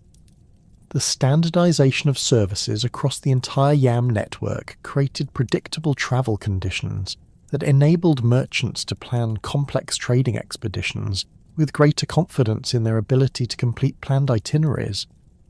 The integration of conquered territories into a unified administrative system required the development of standardized currency and measurement systems that could facilitate commercial transactions across culturally diverse regions. Mongol administrators adopted silver as the primary medium of exchange for high-value transactions while permitting local currencies to continue circulating for smaller commercial activities. This dual currency system provided flexibility for different types of commercial transactions while establishing imperial control over major financial flows. Mongol trade policies actively encouraged long-distance commerce through tax reductions, infrastructure investments, and diplomatic arrangements that eliminated many of the obstacles that had previously complicated international trade. The Mongols reduced or eliminated customs duties on goods transiting their territories, recognizing that increased trade volumes would generate greater total revenue than high taxation rates that discouraged commercial activities. This approach proved remarkably successful in attracting merchants from across Eurasia to utilize Mongol-controlled trade routes. The Pax Mongolica period, extending roughly from 1260 to 1350 AD, created unprecedented conditions for cultural exchange and technological transmission across Eurasia. The political stability and commercial security provided by unified Mongol administration enabled scholars, artisans, and religious teachers to travel safely across vast distances, carrying ideas and techniques that would have remained isolated within their regions of origin under previous political conditions. This period witnessed accelerated transmission of innovations in mathematics, astronomy, medicine, and various crafts that enriched civilizations across the entire Eurasian continent. Chinese technological knowledge reached Middle Eastern and European territories during this period through systematic Mongol policies that relocated skilled craftsmen and scholars to regions where their expertise could contribute to imperial objectives. Chinese engineers working on Middle Eastern irrigation projects introduced new techniques for water management and agricultural development, while Chinese medical practitioners shared knowledge of surgical procedures and pharmaceutical preparations that enhanced medical capabilities in Islamic territories. The westward transmission of gunpowder technology during the Mongol period revolutionized military capabilities across Eurasia, though the full implications of this technological transfer would not become apparent until the 14th and 15th centuries. Mongol armies utilized Chinese explosive devices and early firearms in their European campaigns, introducing these technologies to regions that quickly recognized their military potential and began developing their own weapons production capabilities. Islamic astronomical and mathematical knowledge traveled eastward through Mongol networks, reaching Chinese scholars who incorporated Islamic computational techniques and observational methods into their own scientific traditions. The Yuan dynasty's astronomical bureau employed Islamic astronomers who brought sophisticated mathematical tools and theoretical frameworks that enhanced Chinese astronomical capabilities. These exchanges created hybrid scientific traditions that combined the best elements of different cultural approaches to understanding natural phenomena. The establishment of Mongol capitals at Karakorum and later Khanbalik created new centres for international commerce that attracted merchants from across the known world. These cities featured markets where goods from Europe, the Middle East, Central Asia, China and India could be found in close proximity, creating commercial opportunities that had never previously existed.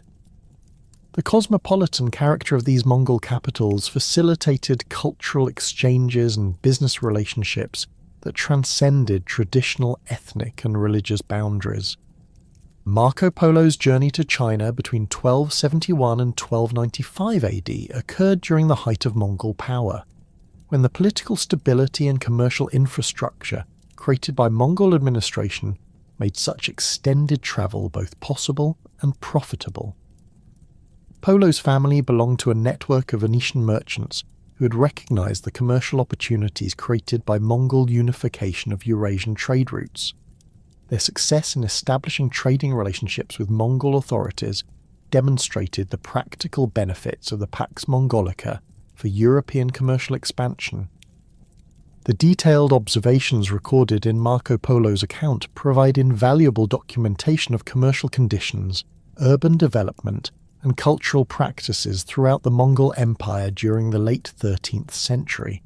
His descriptions of Chinese cities, manufacturing techniques, and commercial practices introduced European audiences to economic possibilities that would influence European exploration and trade policies for centuries.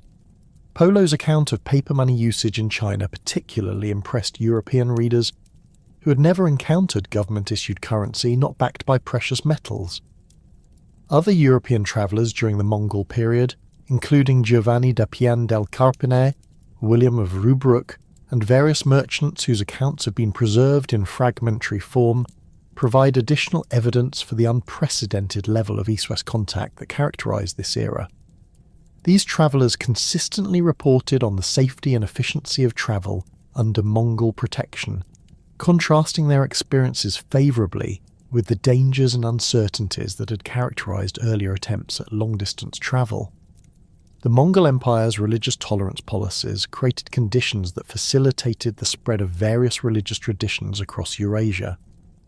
Nestorian Christianity reached China in unprecedented numbers during the Mongol period, while Islamic scholars and religious teachers gained access to Chinese territories that had previously been largely closed to foreign religious influences.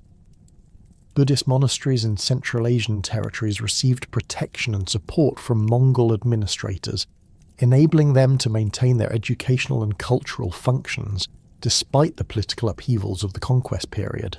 Mongol patronage of international scholarship created intellectual communities that transcended traditional cultural boundaries. The court at Khanbalik employed scholars from across Eurasia, creating an environment where Chinese, Islamic, European, and Central Asian intellectual traditions could interact and influence each other. These scholarly exchanges produced innovations in various fields that combined insights from different cultural traditions in ways that would not have been possible without Mongol political unification. The development of international diplomatic practices during the Mongol period established precedents for cross-cultural communication and negotiation that influenced diplomatic relations for centuries. Mongol diplomatic missions to European courts, Islamic territories, and various Asian kingdoms created regular channels for political communication that facilitated not only governmental relationships, but also commercial and cultural exchanges between distant regions. Mongol military campaigns in Eastern Europe introduced European populations to Asian military technologies, organizational methods, and strategic concepts that influenced European military development.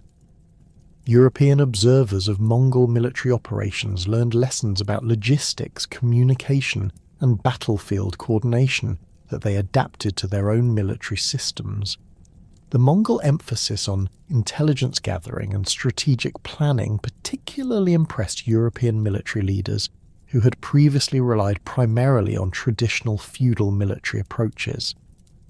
The fragmentation of the Mongol Empire into separate khanates during the late 13th and early 14th centuries initially disrupted some of the unified administrative systems that had facilitated long-distance trade, but the individual khanates generally maintained policies that supported commercial activities within their respective territories. The Yuan dynasty in China, the Ilkhanate in Persia, the Golden Horde in Eastern Europe, and the Chagatai Khanate in Central Asia each developed administrative systems that preserved many of the commercial advantages created by unified Mongol rule, while adapting to local conditions and requirements.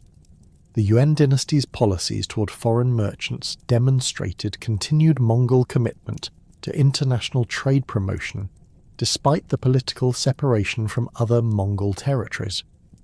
Kublai Khan's administration maintained the infrastructure and legal frameworks that supported long-distance commerce, while developing new initiatives designed to attract foreign traders to Chinese territories. The construction of new ports, the expansion of canal systems, and the standardization of commercial regulations created conditions that enabled Chinese trade to reach unprecedented levels during the Yuan period. The gradual dissolution of Mongol unity during the late 13th and early 14th centuries coincided with devastating demographic catastrophes that fundamentally altered the economic foundation supporting Silk Road commerce. The Black Death, which swept across Eurasian trade networks between 1347 and 1351 AD, followed established commercial routes with terrifying efficiency, transforming the very pathways that had facilitated centuries of prosperity into conduits for unprecedented mortality. The plague's origins in Central Asian rodent populations meant that trading cities along traditional Silk Road routes experienced some of the highest death rates, with contemporary accounts describing the complete abandonment of entire commercial districts in cities like Samarkand, Bukhara, and Kashgar. The demographic collapse in Central Asian trading centres disrupted the intricate networks of commercial relationships, specialised knowledge, and financial arrangements that had sustained long-distance overland trade. Merchant families who had maintained trading partnerships across multiple generations found their operations crippled by the loss of experienced traders, local contacts, and the specialized linguistic and cultural knowledge necessary for navigating complex international transactions. The Hawala banking system, which had depended on personal relationships and reputation networks spanning thousands of miles, collapsed in many regions as key participants succumbed to disease or fled to safer territories. Surviving merchants discovered that the infrastructure supporting overland trade had deteriorated dramatically during the plague years. Caravanserais that had provided essential services for travelling merchants stood empty or had been converted to other purposes, while the specialised craftsmen who had maintained pack animals, repaired equipment, and provided route guidance had either died or abandoned their trades. The knowledge of seasonal travel conditions, water sources, and safe passage routes that had been accumulated over centuries of commercial experience was lost as experienced guides and caravan leaders perished without passing their expertise to successors. The political fragmentation that followed the collapse of unified Mongol administration created additional obstacles for merchants attempting to rebuild overland trading networks. The Yuan dynasty's fall in 1368 AD and replacement by the Ming dynasty marked the end of the cosmopolitan, trade-friendly policies that had characterized Mongol rule in China. The new Ming administration, led by Emperor Hongwu, implemented isolationist policies that severely restricted foreign merchant access to Chinese territories and eliminated many of the legal protections and commercial privileges that had attracted international traders to Chinese markets. Ming officials viewed foreign merchants with suspicion, considering them potential security threats who might provide intelligence to hostile powers or introduce destabilizing foreign influences into Chinese society. The tributary system that replaced open commercial relationships required foreign traders to obtain official permits, submit to extensive bureaucratic procedures, and conduct business only through government-approved channels. These restrictions dramatically increased the costs and uncertainties associated with trading with China, making overland routes less attractive compared to emerging maritime alternatives. The Chagatai Khanate's fragmentation into competing successor states created a patchwork of conflicting authorities along Central Asian trade routes, each imposing its own taxation systems, legal requirements, and security arrangements.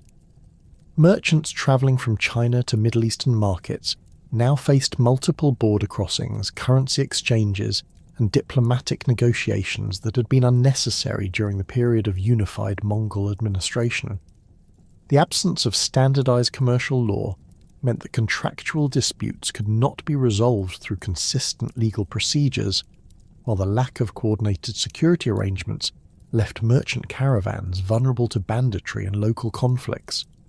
Tamerlane's campaigns during the late 14th century brought temporary political unification to much of Central Asia, but his military methods caused additional damage to the urban centres and agricultural systems that supported trade route operations. While Tamerlane's court at Samarkand became a centre for artistic and intellectual activity, his frequent military campaigns disrupted commercial activities throughout the region. The enormous resources devoted to military operations reduced the capital available for commercial investment, while the constant threat of warfare made long-term business planning extremely difficult. The rise of the Ottoman Empire in Anatolia and the Balkans created new political dynamics that affected traditional overland trade routes connecting Asia with European markets. Ottoman control over Constantinople after 1453 AD gave them significant influence over trade between Asia and Europe, but Ottoman policies toward long-distance commerce reflected different priorities from those of earlier powers that had facilitated Silk Road trade. The Ottomans focused primarily on controlling and taxing existing trade flows, rather than promoting expanded commercial activities, leading to increased costs for merchants using traditional overland routes. Ottoman taxation policies imposed substantial customs duties on goods transiting their territories, while their administrative systems created bureaucratic obstacles that delayed merchant caravans and increased operational costs. The Ottomans also implemented currency controls that complicated international financial transactions, requiring merchants to exchange currencies at official rates that often differed significantly from market values. These policies made overland routes through Ottoman territories less competitive compared to maritime alternatives that could bypass Ottoman control entirely. The Portuguese exploration of maritime routes around Africa represented the most significant challenge to traditional overland Silk Road networks. Vasco da Gama's successful voyage to India in 1497 to 1499 AD demonstrated that European merchants could reach Asian markets without relying on the complex overland networks that had previously been essential for East-West trade. The Portuguese discovery that maritime routes could deliver Asian goods to European markets at lower costs and with greater reliability marked the beginning of the end for traditional Silk Road commerce. Portuguese maritime technology, including improved ship design, navigation instruments, and sailing techniques, enabled them to transport larger cargo volumes over greater distances than had been possible with overland caravans. A single Portuguese carrack could carry as much silk as dozens of camel caravans, while the maritime route from Lisbon to Goa required only 6 to 8 months compared to the year or more needed for overland travel from China to European markets. The reduced transportation time meant that perishable goods could reach markets in better condition, while the lower transportation costs enabled Portuguese merchants to offer competitive prices for Asian products. The establishment of Portuguese trading posts at Goa, Malacca, and Macau created new commercial networks that competed directly with traditional Silk Road routes. These maritime networks offered several advantages over overland alternatives, including more reliable scheduling, reduced security risks, and simplified administrative procedures. Portuguese merchants could conduct business through their own colonial administrators rather than negotiating with multiple foreign authorities, while Portuguese naval power provided security that was often more effective than the protection arrangements available along overland routes. The Spanish establishment of trans-Pacific trade routes connecting the Philippines with Mexico created additional maritime alternatives to traditional overland networks. The Manila-Acapulco galleon trade, beginning in 1565 AD, enabled Asian goods to reach American and European markets through Pacific and Atlantic maritime routes that completely bypassed traditional Silk Road territories. Chinese silk, porcelain, and spices could now reach European consumers through Spanish colonial networks that offered competitive prices and reliable delivery schedules.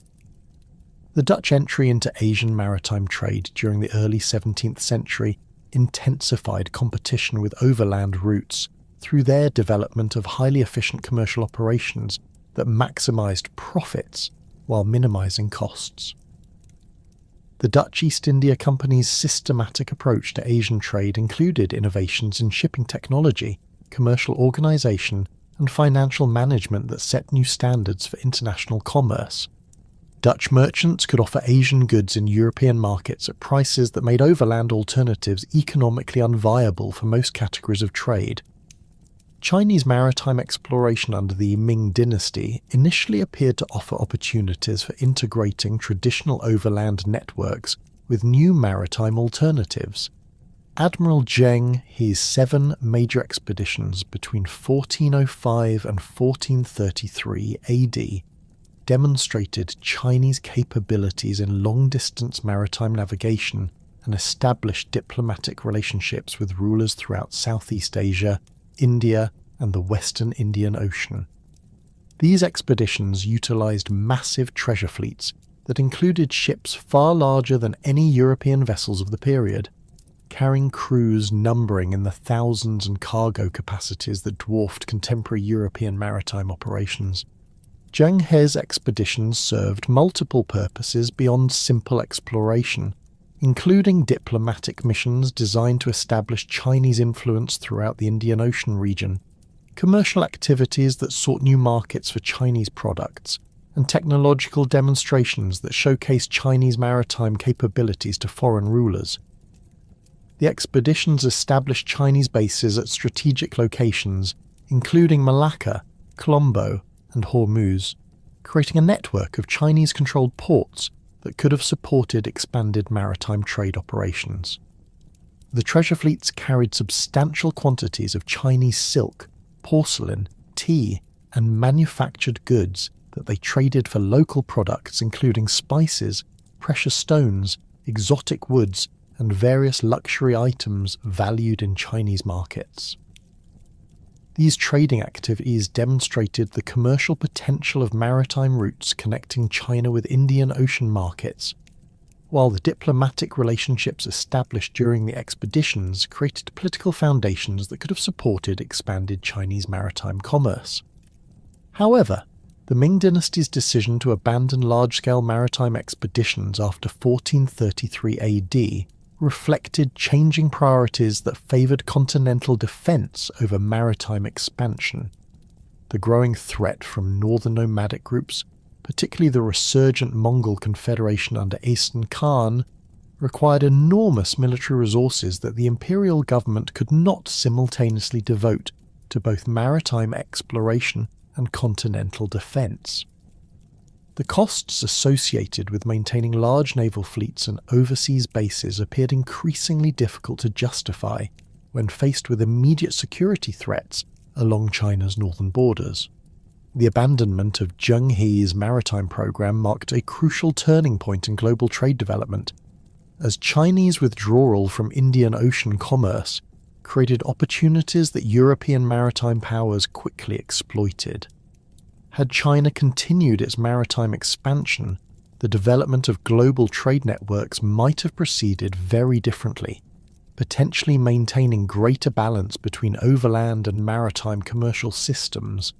Instead, Chinese maritime withdrawal enabled European powers to establish dominant positions in Asian maritime trade that gradually undermined the economic foundation supporting traditional overland routes. The Ming dynasty's implementation of the hygiene maritime prohibition policy further reduced Chinese participation in international maritime commerce, restricting Chinese merchants' ability to engage in overseas trade and limiting foreign access to Chinese ports. These policies were designed to prevent coastal piracy and reduce security threats from maritime sources, but they also eliminated many of the commercial opportunities that might have enabled traditional trading centres to adapt to changing global economic conditions. Chinese domestic policies during the Ming period reflected a fundamental shift away from the cosmopolitan outlook that had characterized earlier dynasties' approaches to international commerce. The Ming emphasis on agricultural self-sufficiency and cultural homogeneity created an environment that was less receptive to foreign merchants and international commercial relationships. These policy changes reduced demand for many of the luxury goods that had traditionally moved along Silk Road networks, while limiting Chinese merchants' ability to participate in emerging global trading systems.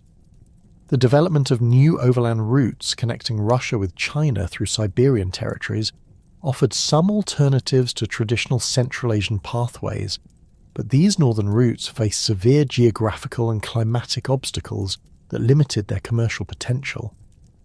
The extreme cold, vast distances, and sparse population of Siberian territories made these routes suitable primarily for high-value, low-volume trade rather than the diverse commercial activities that had characterized traditional Silk Road networks. Russian expansion into Siberian territories during the 16th and 17th centuries created political conditions that enabled some overland trade between European and Chinese markets to continue despite the decline of traditional Central Asian routes. However, Russian commercial policies focused primarily on fur trading and resource extraction, rather than facilitating transit trade between other regions. The Russian approach to Siberian commerce emphasized state control and monopolistic practices that limited opportunities for independent merchants and reduced the commercial flexibility that had been essential for traditional Silk Road operations. The transformation of Central Asian political structures during the 15th and 16th centuries created additional obstacles for traditional trade route operations. The rise of the Uzbek Khanates, Safavid Persia, and Mughal India established new political boundaries and administrative systems that often conflicted with the commercial networks that had developed during earlier periods. These new political entities implemented their own commercial policies, taxation systems, and legal frameworks that frequently disrupted established trading relationships and created new barriers to long-distance commerce. The Safavid Empire's establishment in Persia during the early 16th century initially offered some hope for reviving overland trade through Persian territories, as Safavid rulers recognized the economic benefits of international commerce. However, the ongoing conflicts between Safavid Persia and the Ottoman Empire created unstable conditions along traditional trade routes that made commercial operations extremely risky. The frequent warfare between these two powers disrupted transportation networks, destroyed commercial infrastructure, and created political uncertainties that discouraged long-term commercial investment. The gradual decline of traditional Silk Road cities reflected the broader economic changes that were undermining overland trade networks. Cities like Samarkand, Bukhara, and Kashgar, which had prospered for centuries as commercial centres, experienced population decline, reduced economic activity, and deteriorating infrastructure as trade volumes decreased. The specialised commercial knowledge, craft production capabilities, and cultural institutions that had made these cities attractive to international merchants gradually disappeared as economic opportunities shifted to maritime-oriented centres. The transformation of global trade patterns during this period represented more than simple substitution of maritime routes for overland alternatives. The new maritime networks enabled different types of commercial relationships, supported different categories of goods, and created different patterns of cultural exchange than had characterized traditional overland systems. While maritime routes proved more efficient for transporting bulk commodities and standardized manufactured goods, they offered fewer opportunities for the complex cultural interactions and technological exchanges that had enriched civilizations along traditional Silk Road networks. The collapse of traditional Silk Road networks during the 15th and 16th centuries created a political and economic vacuum across Central Asia that emerging powers quickly moved to fill. Russian expansion into Siberia, beginning with Yermak Timofeyevich's conquest of the Sibir Khanate in 1582, represented the most systematic attempt to establish new overland trade connections between European and Asian markets. Unlike the gradual commercial development that had characterized earlier Silk Road evolution, Russian expansion proceeded through deliberate military conquest, followed by administrative colonization, designed to extract maximum economic benefit from newly acquired territories. The Russian approach to Siberian colonization differed fundamentally from earlier patterns of Central Asian political development. Where traditional Silk Road cities had emerged organically around natural geographical advantages and commercial opportunities, Russian settlements in Siberia were established according to strategic plans that prioritized military control and resource extraction over commercial facilitation. The construction of fortified outposts at regular intervals along major rivers created a network of administrative centres that could enforce Russian authority while providing bases for further territorial expansion. Russian military technology provided decisive advantages in conquering Siberian territories, particularly their use of firearms against indigenous populations who possessed primarily traditional weapons. The matchlock muskets and small cannons employed by Russian forces proved devastatingly effective against the leather armour and wooden shields traditionally used by Siberian warriors. However, the extreme climate and vast distances of Siberian territories created logistical challenges that forced Russian commanders to adapt their military methods to local conditions. The Cossack military formations that spearheaded Russian expansion into Siberia combined traditional Russian military organisation with adaptations borrowed from steppe nomadic traditions. These semi-independent warrior communities possessed the mobility and self-sufficiency necessary for operating in Siberian wilderness conditions. while their military effectiveness enabled small Russian forces to control vast territories inhabited by much larger indigenous populations. The Cossacks' familiarity with river navigation proved particularly valuable, as Siberian river systems provided the primary transportation routes connecting scattered settlements across thousands of miles.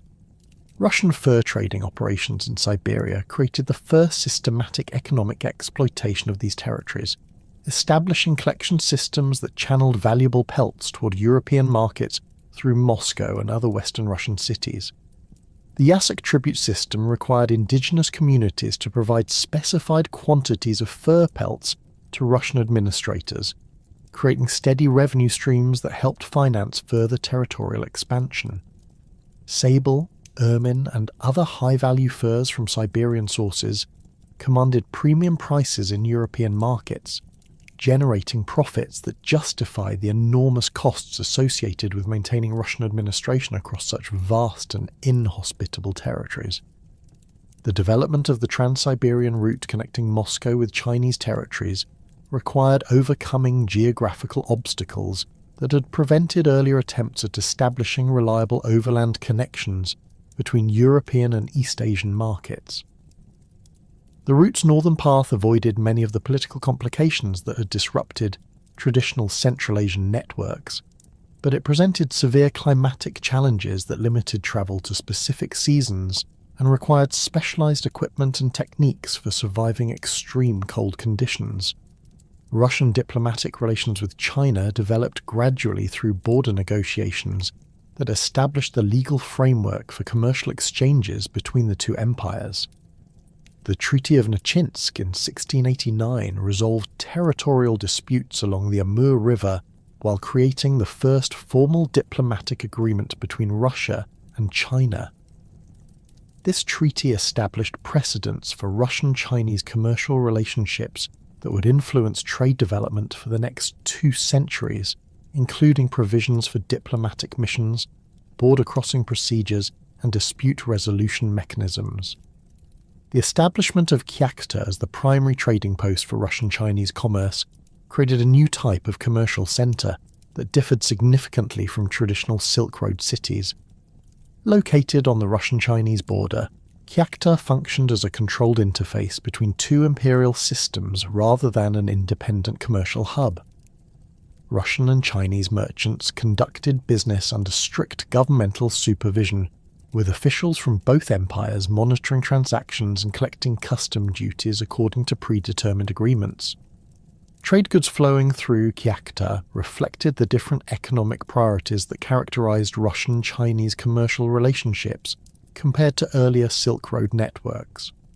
Russian merchants primarily sought Chinese tea, silk, and porcelain, while offering furs, leather goods, and European manufactured products in exchange. The volume and variety of goods moving through Kyakhta remained limited compared to the diverse commercial activities that had characterized traditional Silk Road cities during their peak periods, but the regularity and security of these exchanges provided reliable revenue for both governments. The tea trade became the dominant component of Russian-Chinese commerce, with Russian consumption of Chinese tea growing dramatically during the 17th and 18th centuries. Russian merchants developed specialized techniques for transporting tea across Siberian territories without significant deterioration in quality, including the use of specially designed containers and careful attention to moisture control during long overland journeys. The popularity of tea in Russian society created steady demand that supported regular commercial expeditions despite the enormous distances and harsh conditions involved. Chinese policies toward Russian trade reflected the broader changes in Chinese attitudes toward foreign commerce that had emerged during the Ming and early Qing periods. Chinese officials viewed Russian merchants as representatives of a neighbouring empire rather than independent commercial operators, leading to diplomatic protocols that emphasized governmental control over private commercial initiative. These policies limited the scope of Russian-Chinese trade, but provided stability and predictability that enabled sustained commercial relationships over extended periods.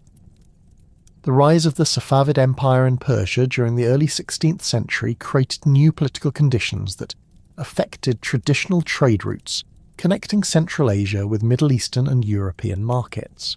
Shah Ismail's establishment of Safavid control over Persian territories in 1501 brought political unification to regions that had been fragmented among competing local rulers for over a century.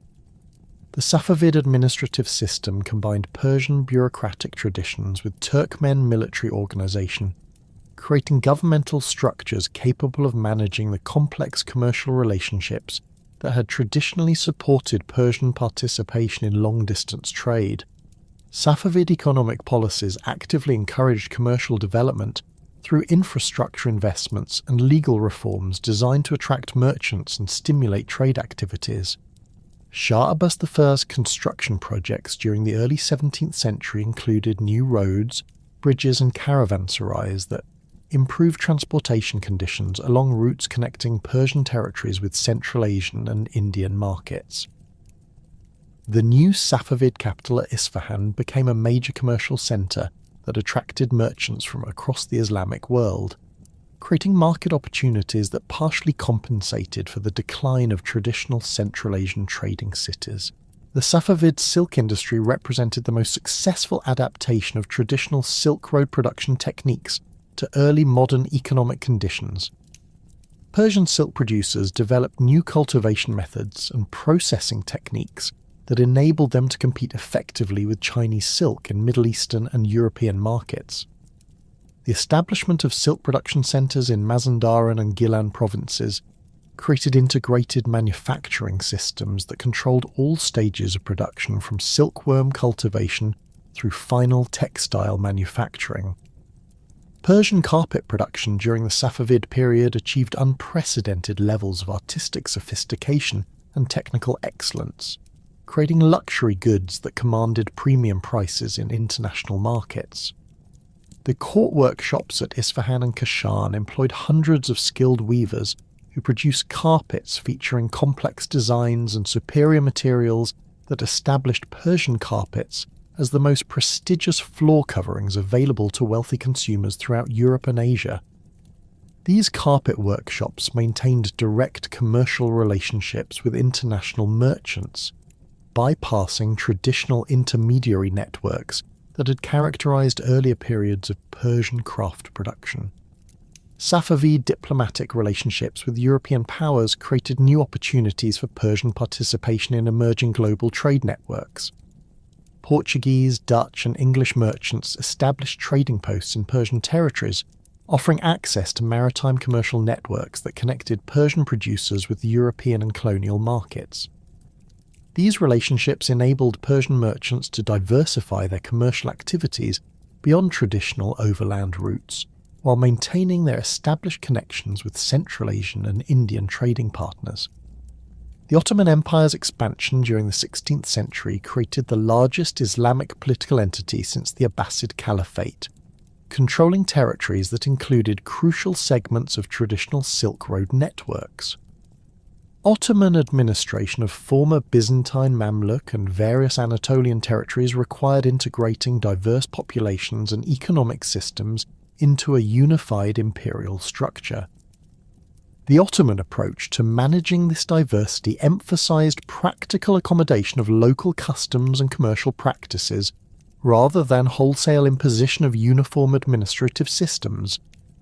Ottoman control over Constantinople and other strategic cities along traditional east-west trade routes provided them with significant influence over commercial flows between Asian and European markets. However, Ottoman policies toward long-distance trade reflected different priorities from those of earlier powers that had actively promoted Silk Road commerce.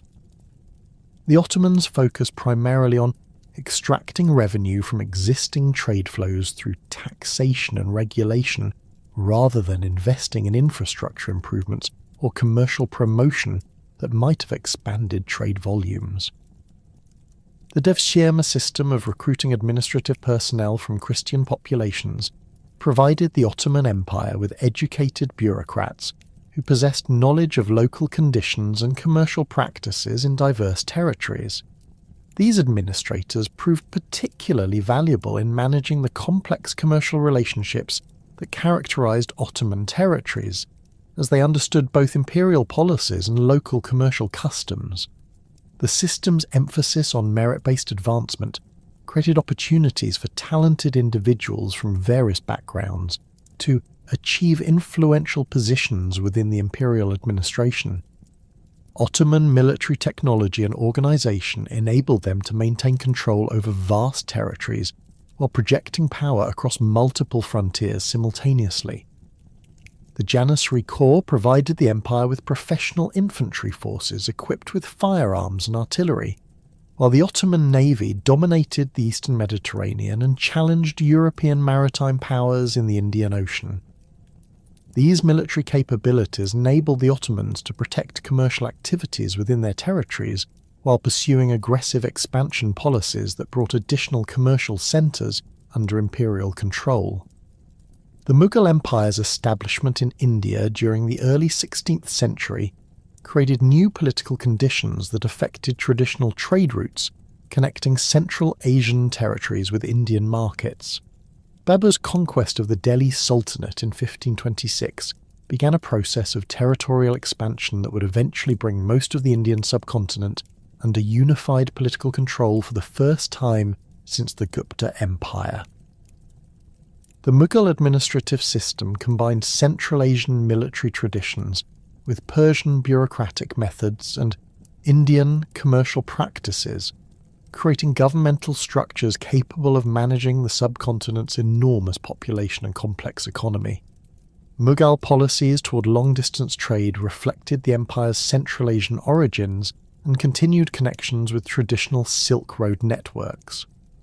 The Mughal court maintained diplomatic relationships with Safavid Persia, Ottoman territories, and various Central Asian rulers, creating political conditions that facilitated commercial exchanges across traditional trade routes. Mughal merchants continued to participate in overland trade networks even as maritime alternatives became increasingly important for Indian Ocean commerce. The development of Mughal textile production, particularly cotton, fabrics and luxury textiles, created new categories of trade goods that found markets throughout Asia and eventually Europe. Mughal workshops produced cotton textiles of exceptional quality and distinctive designs that appealed to consumers across diverse cultural contexts.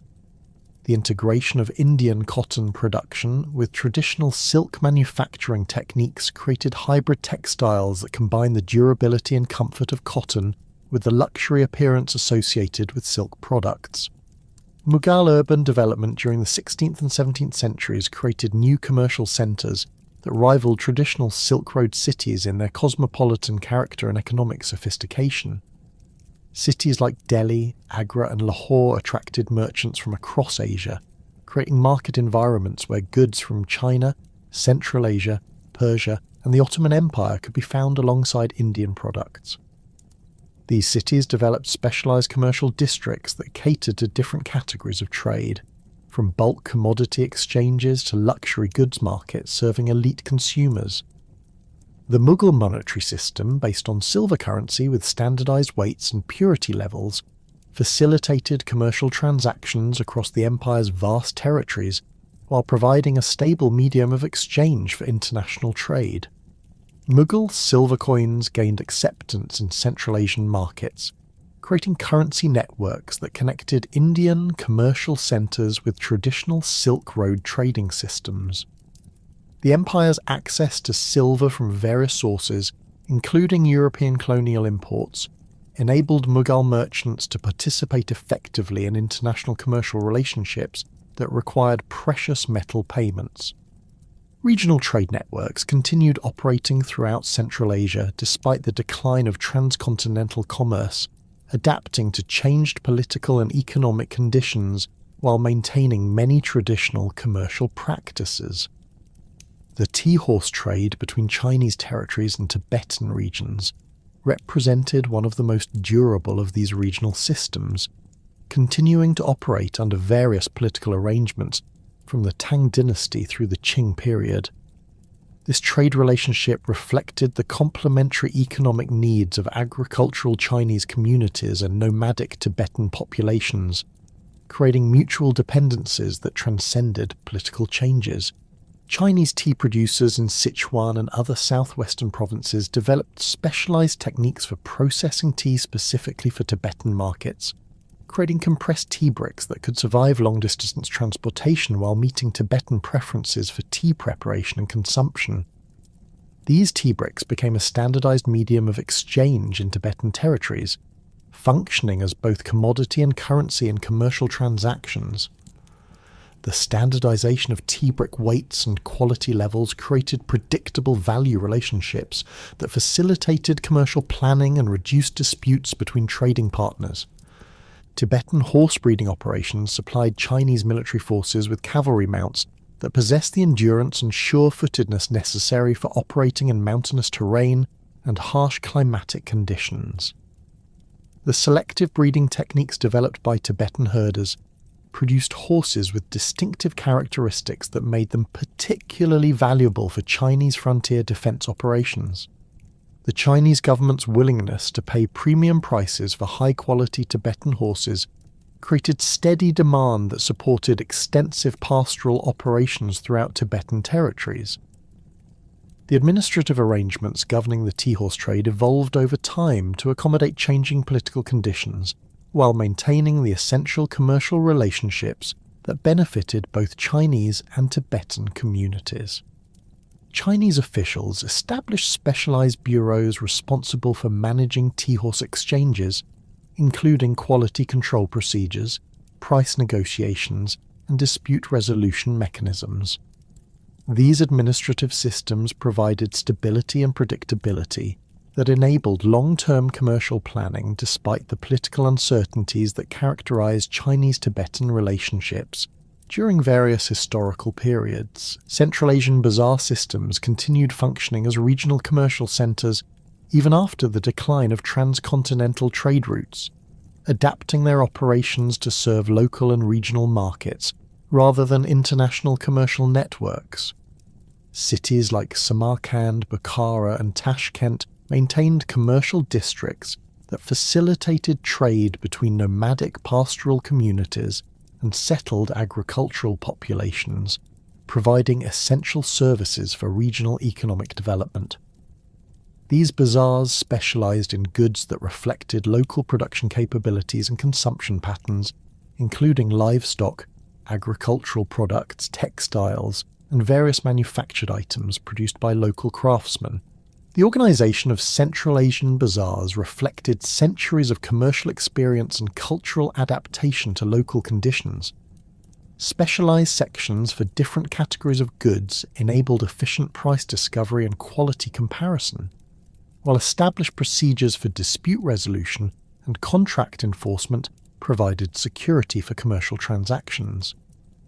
The integration of commercial activities with social and cultural functions made these bazaars important community centers that served multiple purposes beyond simple economic exchange. European colonial expansion in Asian territories during the 17th and 18th centuries gradually undermined traditional trade patterns through the establishment of maritime commercial networks that offered more efficient alternatives to overland routes. The Dutch East India Company's systematic approach to Asian trade created integrated commercial operations that controlled production, transportation, and marketing functions across multiple territories. This vertical integration enabled Dutch merchants to offer competitive prices while maintaining quality control standards that traditional overland networks could not match.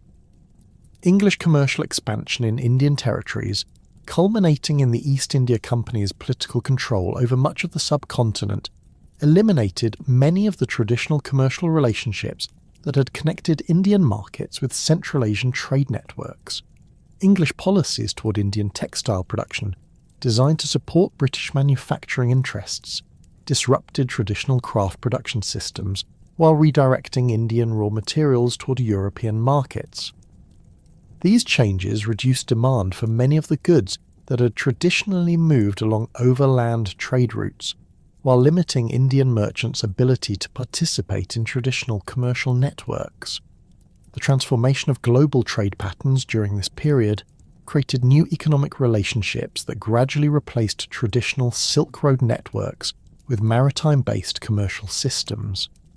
However, the regional trade networks that had developed as components of larger transcontinental systems continued operating on reduced scales, adapting to changed conditions while preserving many of the commercial practices and cultural traditions that had characterized Silk Road civilization for over a millennium.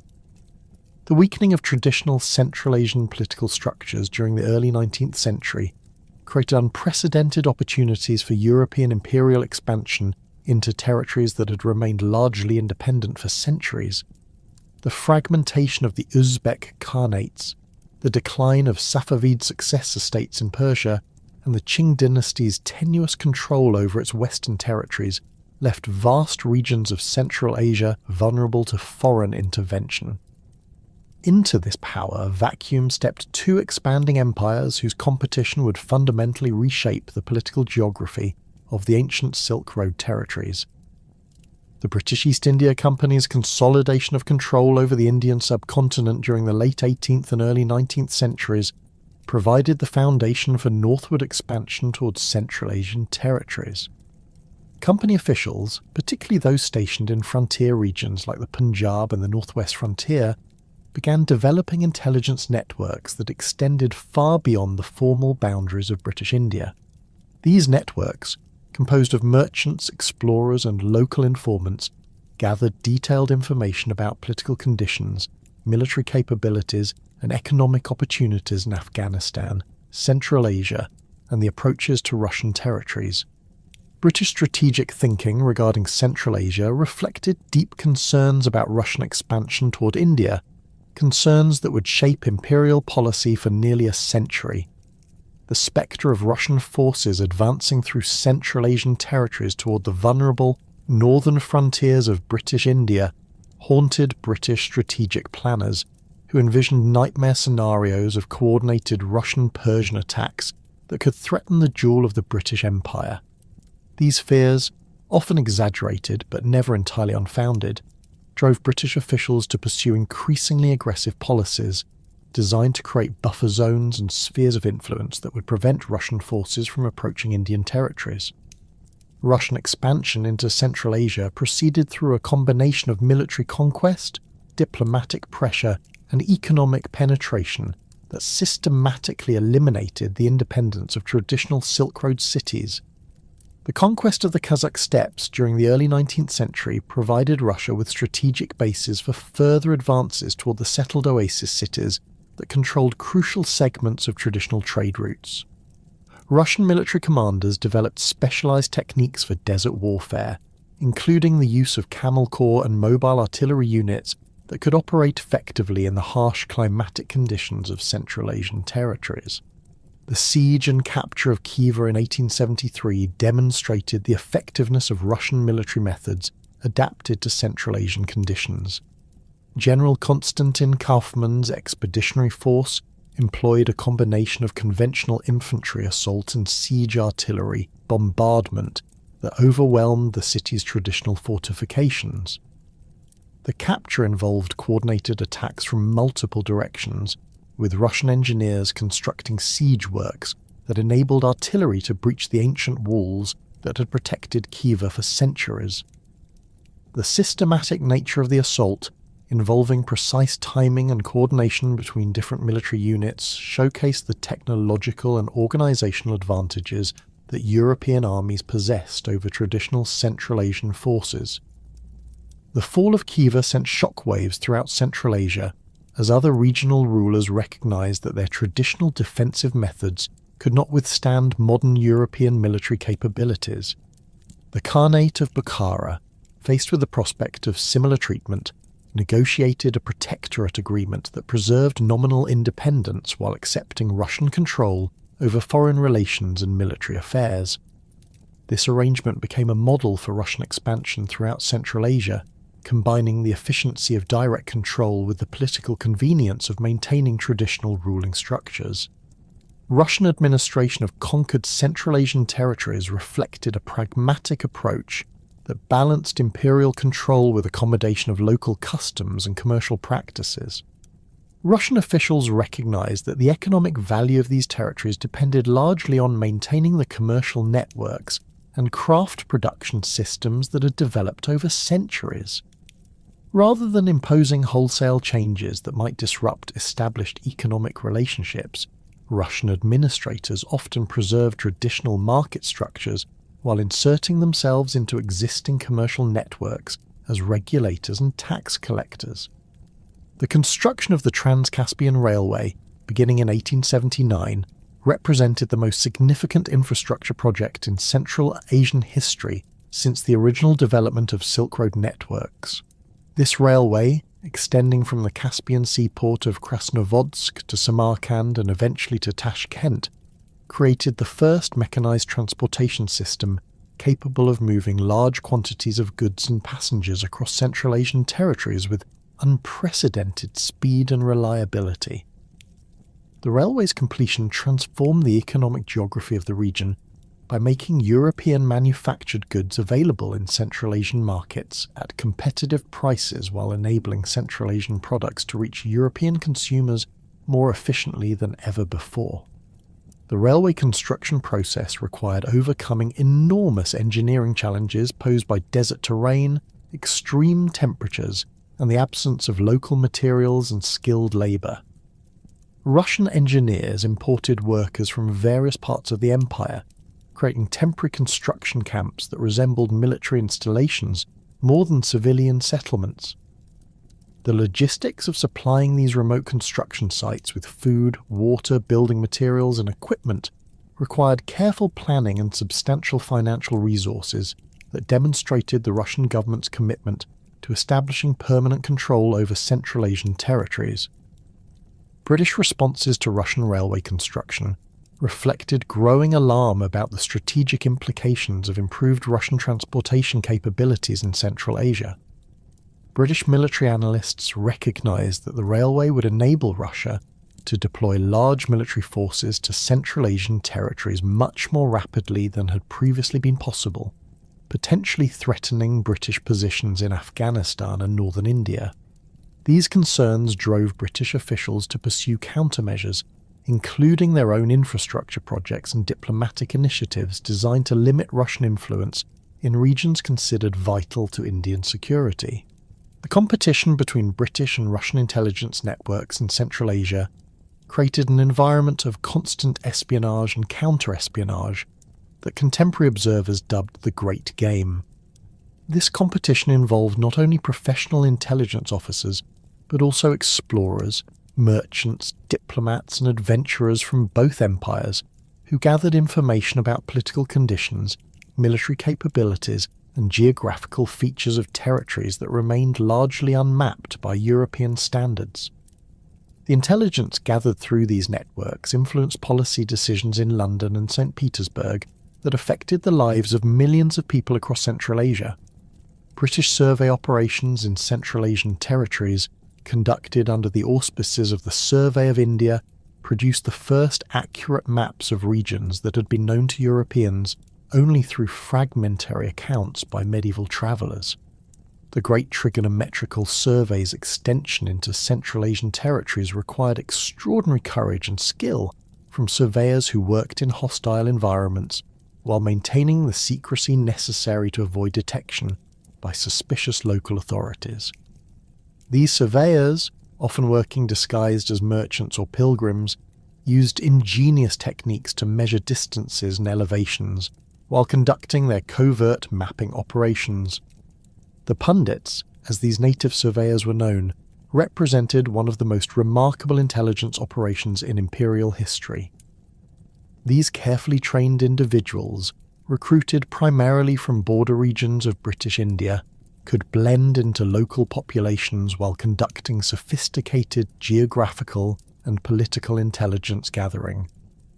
Their training included memorization techniques that enabled them to retain detailed information about routes, distances, political conditions, and military capabilities without maintaining written records that might compromise their missions if discovered. Russian archaeological expeditions to Central Asian territories during the late 19th century combined scientific research with intelligence gathering and political assertion of imperial claims. These expeditions, often funded by the Imperial Russian Geographical Society, conducted systematic excavations at sites like Samarkand, Merv, and various locations along traditional Silk Road routes. The archaeological work provided valuable scientific information about the history and culture of Central Asian civilizations, while also demonstrating Russian cultural and intellectual engagement with territories under their political control. The work of Russian archaeologist Alexander Cunningham at sites throughout Central Asia revealed the extraordinary artistic and cultural achievements of medieval Silk Road civilizations. Cunningham's excavations uncovered architectural remains, artistic objects, and documentary materials that provided unprecedented insight into the daily life, commercial practices, and cultural traditions of the peoples who had created and maintained the Silk Road networks. His meticulous documentation of archaeological findings created a scientific record that preserved knowledge of Central Asian heritage, even as political changes disrupted traditional cultural continuity. British archaeological expeditions, led by figures like Aurel Stein, conducted extensive explorations of sites in Chinese Turkestan and other regions accessible from British India. Stein's expeditions to the Taklamakan Desert and the Tarim Basin between 1900 and 1916 resulted in the discovery of extraordinary archaeological treasures that revolutionized understanding of Silk Road history and culture. His systematic excavation techniques and careful documentation of findings established new standards for archaeological work in Central Asian environments. Stein's discovery of the sealed library cave at Dunhuang in 1907 provided access to one of the most important collections of medieval manuscripts and documents ever found. The cave, sealed in the 11th century, contained over 40,000 documents in multiple languages and scripts that documented nearly every aspect of Silk Road civilization during its peak period. These materials included Buddhist texts, commercial contracts, official correspondence, literary works, and administrative documents that provided unprecedented insight into the complexity and sophistication of medieval Central Asian society. The removal of Dunhuang manuscripts and artifacts to European collections sparked controversies about cultural heritage and archaeological ethics that continue to influence international discussions about cultural property. Stein's acquisition of thousands of manuscripts, paintings, and textiles from Dunhuang for British collections was facilitated by payments to local monks who controlled access to the site. But the legitimacy of these transactions became increasingly questionable as nationalist movements in China began asserting claims to cultural patrimony. Paul Pelliot's French expedition to Central Asia, conducted simultaneously with Stein's work, employed different methods but achieved similarly significant results in documenting Silk Road heritage. Pelliot's linguistic expertise enabled him to read and evaluate manuscripts in their original languages, allowing him to select materials of particular historical and cultural significance. His work at Dunhuang and other sites resulted in the acquisition of important manuscript collections for French institutions, while contributing to scholarly understanding of Central Asian languages and literature. German expeditions to Central Asia, led by archaeologists like Albert von Lecoq, focused particularly on sites in the Tarim Basin, where German researchers conducted systematic excavations of Buddhist monasteries and associated settlements. Von Lecoq's work at sites like Bezeklik and Turfan uncovered wall paintings, sculptures, and architectural remains that documented the artistic achievements of Central Asian Buddhist communities during the medieval period. The German expeditions employed advanced photographic techniques that preserved visual records of archaeological discoveries with unprecedented accuracy and detail. The competition between European archaeological expeditions reflected broader patterns of imperial rivalry while contributing to genuine advances in scientific understanding of Central Asian history and culture. Each national expedition sought to acquire the most important archaeological materials for their home institutions, while conducting research that would enhance their nation's scholarly reputation and cultural prestige. This competition sometimes led to hasty excavation methods and inadequate documentation, but it also accelerated the pace of archaeological discovery and increased European awareness of Central Asian cultural achievements. The documentation of Silk Road heritage through archaeological expeditions occurred at a crucial historical moment when traditional cultural patterns were being disrupted by political changes and modernization efforts. Many of the sites excavated by European archaeologists were already suffering from neglect, vandalism, and natural deterioration that threatened to destroy irreplaceable cultural materials. The archaeological work, despite its problematic aspects regarding cultural ownership, preserved knowledge and artifacts that might otherwise have been lost entirely. Local responses to European archaeological activities varied considerably depending on political conditions and cultural attitudes toward foreign research. In some cases, local authorities and religious leaders welcomed archaeological expeditions as sources of employment and economic activity that brought outside resources to remote regions. In other situations, local populations viewed foreign archaeological work with suspicion, seeing it as another form of imperial exploitation that removed valuable cultural materials from their traditional locations. The establishment of European colonial administrations in Central Asian territories created new legal and administrative frameworks that affected traditional commercial practices and cultural institutions. Russian administrative systems in Central Asia combined elements of traditional Russian provincial government with adaptations designed to accommodate local conditions and customs. Colonial officials often retained existing local administrators while inserting Russian supervisors who monitored their activities and ensured compliance with imperial policies. British administrative methods in frontier regions adjacent to Central Asia reflected lessons learned from governing diverse populations throughout the empire. The system of political agents and resident advisors enabled British officials to exercise indirect control over nominally independent territories while maintaining flexibility in responding to local political conditions. These arrangements often preserved traditional ruling structures while ensuring that important policy decisions aligned with British strategic interests. The transformation of ancient Silk Road cities under colonial administration proceeded through gradual modernization efforts that introduced European technologies and administrative methods while attempting to preserve economically valuable traditional practices.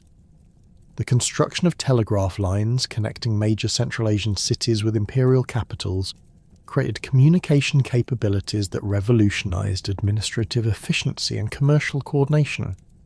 Messages that had previously required weeks or months to transmit could now be sent across thousands of miles in a matter of hours. Modern banking systems introduced by colonial administrations provided new financial services that gradually replaced traditional hawala networks and other informal financial arrangements. European banks established branches in major Central Asian cities, offering currency exchange, credit facilities, and international transfer services that facilitated trade with European markets. These modern financial institutions operated alongside traditional commercial practices, creating hybrid systems that combined European efficiency with local knowledge and relationships. The introduction of modern medical services in colonial territories brought European medical knowledge to populations that had previously relied primarily on traditional healing practices. Colonial medical officers established hospitals and clinics that provided treatment for diseases and injuries, while also conducting research on health conditions specific to Central Asian environments.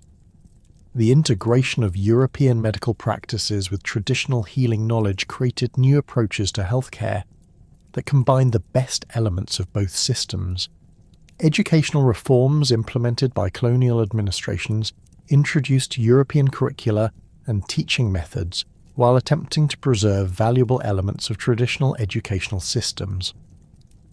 The establishment of modern schools in major cities provided access to European languages, scientific knowledge, and technical skills that enabled local populations to participate more effectively in the modernising economy.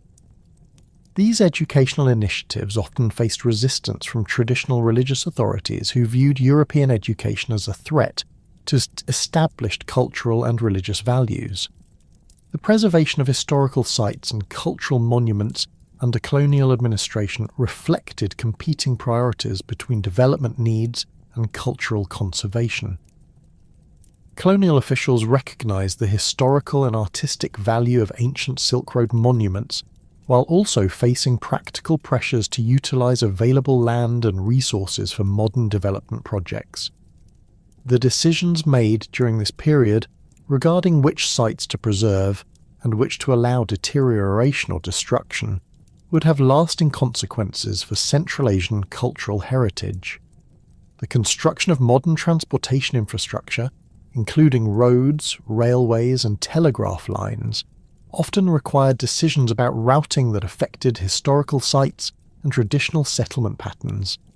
Colonial engineers generally prioritised efficiency and cost considerations over historical preservation, leading to the destruction or alteration of some ancient sites while inadvertently protecting others through their remote locations. The long-term impact of these infrastructure decisions would continue to influence Central Asian development patterns well into the modern era. The documentation efforts undertaken by colonial administrators and researchers created extensive records of traditional practices, languages, and cultural institutions that were already beginning to change under the influence of modernization.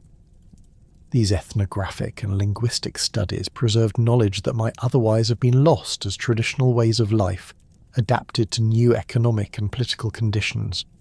However, the colonial context of this documentation work also influenced how traditional cultures were interpreted and presented, often emphasizing aspects that supported colonial policy objectives while neglecting elements that contradicted European assumptions about civilization and progress. The archaeological expeditions and colonial documentation efforts of the early 20th century had inadvertently planted the seeds for a remarkable transformation in how the world would come to understand and romanticize the ancient Silk Road. As European scholars returned from Central Asian expeditions with manuscripts, artifacts, and photographs that revealed the extraordinary cultural achievements of medieval trading civilizations, a new narrative began emerging in academic circles and popular culture that would eventually reshape global perceptions of East-West connections. The publication of archaeological findings from sites like Dunhuang, Turfan and Samarkand during the 1910s and 1920s coincided with a period of growing Western fascination with Oriental cultures and ancient civilizations. European and American audiences, weary from the devastation of World War I and increasingly sceptical of industrial modernity, found themselves captivated by accounts of ancient trading cities where diverse cultures had coexisted peacefully and prospered through commercial cooperation. The Silk Road began to represent an idealized vision of international harmony and cultural exchange that contrasted sharply with the nationalist conflicts and imperial rivalries that had dominated recent history. German geographer Ferdinand von Richthofen's coining of the term Seidenstrasse in 1877 had initially described a specific set of trade routes, but by the 1920s the concept had evolved into something far more expansive and romantic. Popular writers and journalists began using Silk Road to describe not just historical trade networks, but an entire philosophy of cultural openness and international cooperation.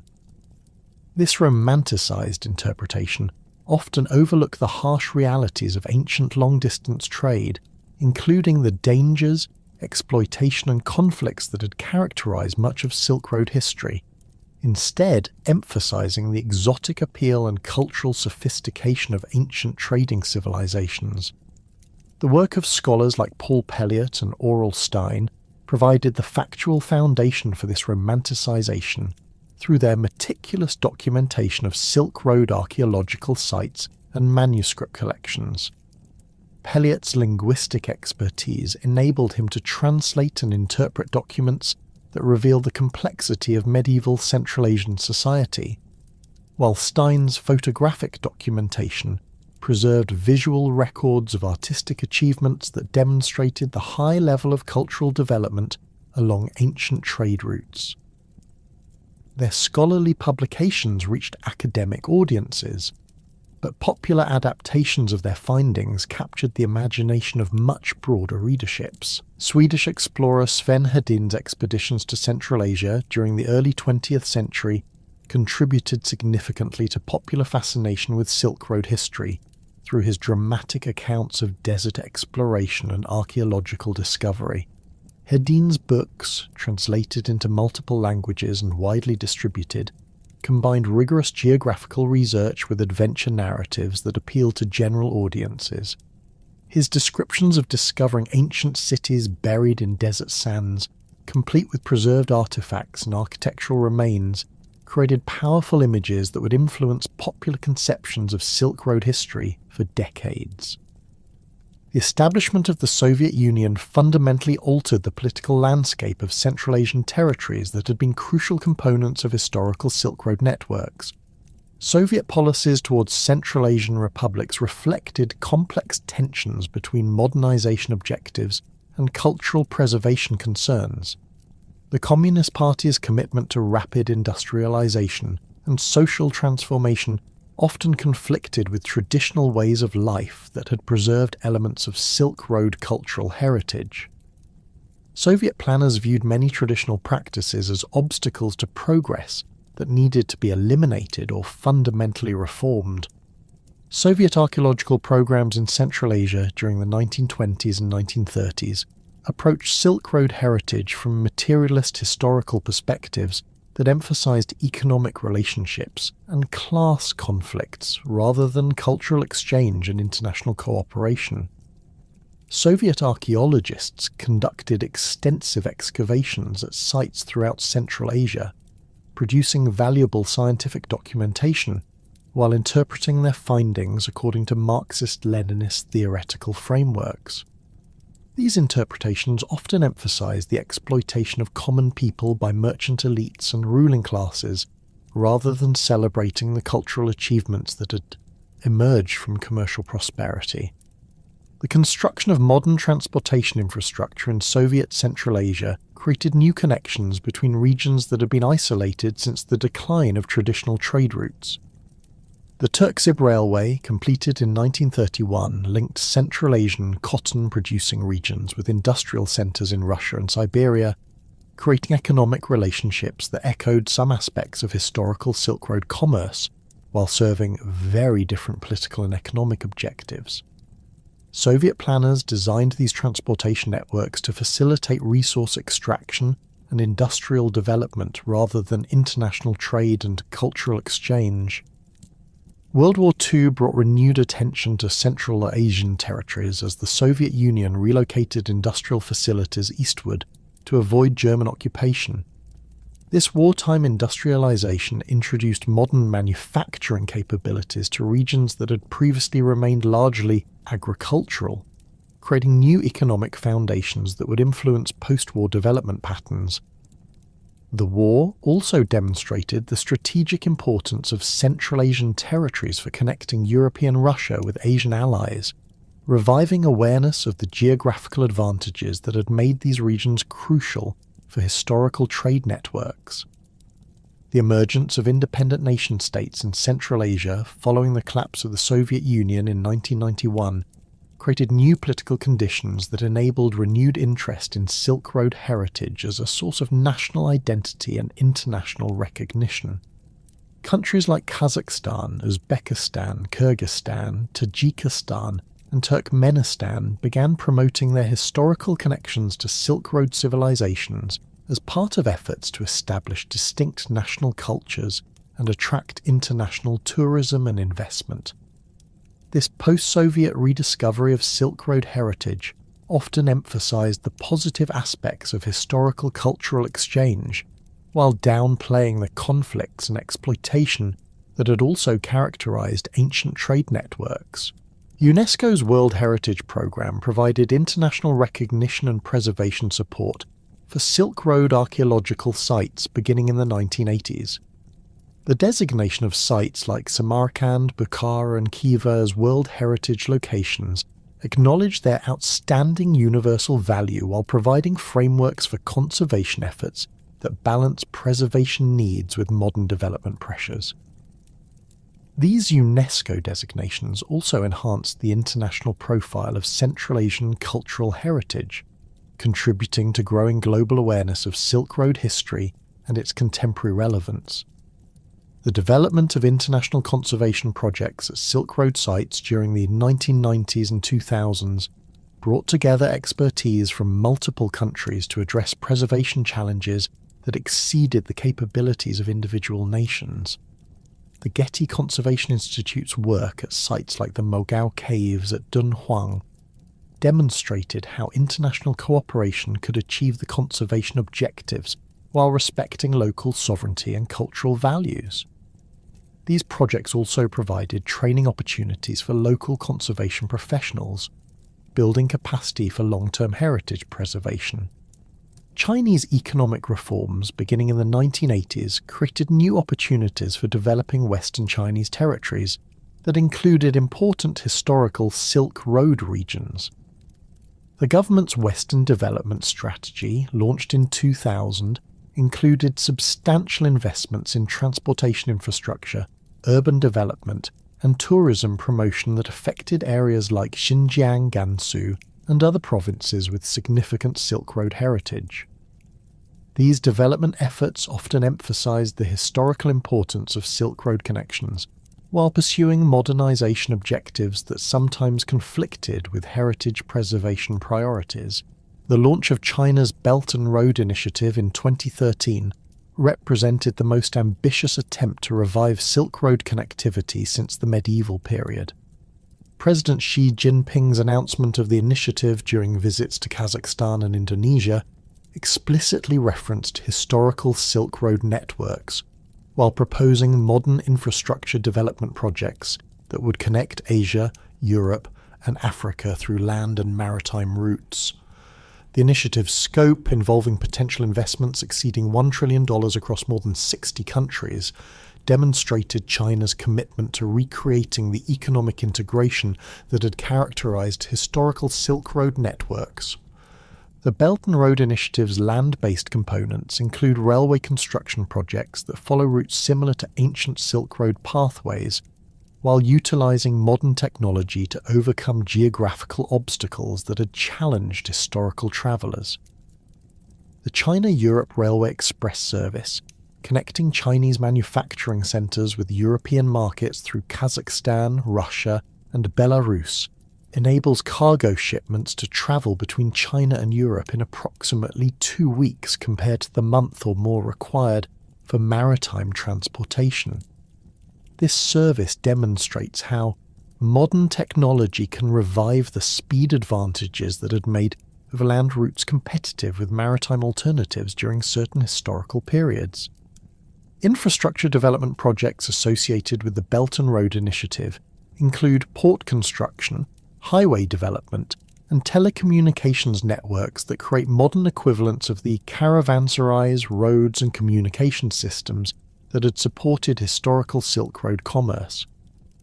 The China-Pakistan Economic Corridor, involving investments in transportation infrastructure, energy projects, and industrial development, exemplifies how contemporary connectivity projects can transform regional economic relationships while referencing historical precedents for cross-border cooperation and trade.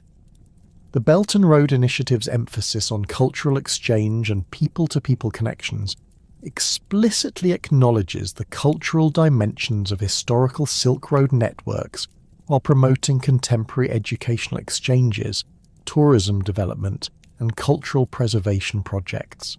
Chinese universities have established Confucius Institutes in Central Asian countries, while cultural festivals and artistic exchanges celebrate shared heritage and promote mutual understanding. These cultural components of the initiative recognize that successful economic integration requires the kind of cross-cultural relationships that had characterized historical Silk Road civilizations. Contemporary archaeological research at Silk Road sites continues to reveal new information about ancient trade networks while utilizing advanced technologies that enable more sophisticated analysis of archaeological evidence. Ground-penetrating radar, satellite imagery, and other remote sensing technologies allow archaeologists to identify buried structures and survey large areas without destructive excavation. DNA analysis of ancient human remains provides information about population movements and cultural interactions, while chemical analysis of artifacts reveals details about trade relationships and manufacturing techniques. The application of digital technologies to Silk Road heritage preservation includes virtual reality reconstructions of ancient sites, online databases of archaeological findings, and digital archives of historical manuscripts. These technologies enable global audiences to experience Silk Road heritage without traveling to remote locations, while providing researchers with new tools for analyzing and interpreting historical evidence. The digitization of manuscript collections from sites like Dunhuang makes these materials accessible to scholars worldwide, while reducing handling of fragile original documents.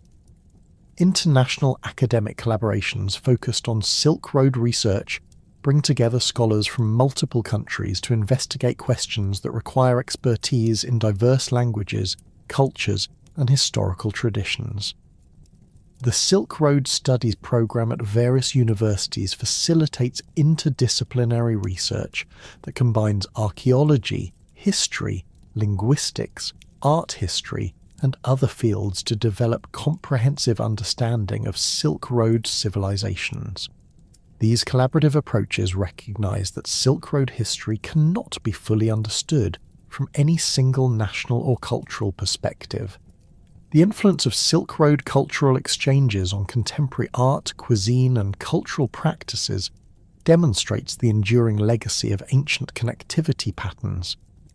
Fusion cuisine in major cities worldwide often combines ingredients and cooking techniques that originally spread along Silk Road networks, while contemporary artists draw inspiration from the multicultural artistic traditions that developed in ancient trading cities.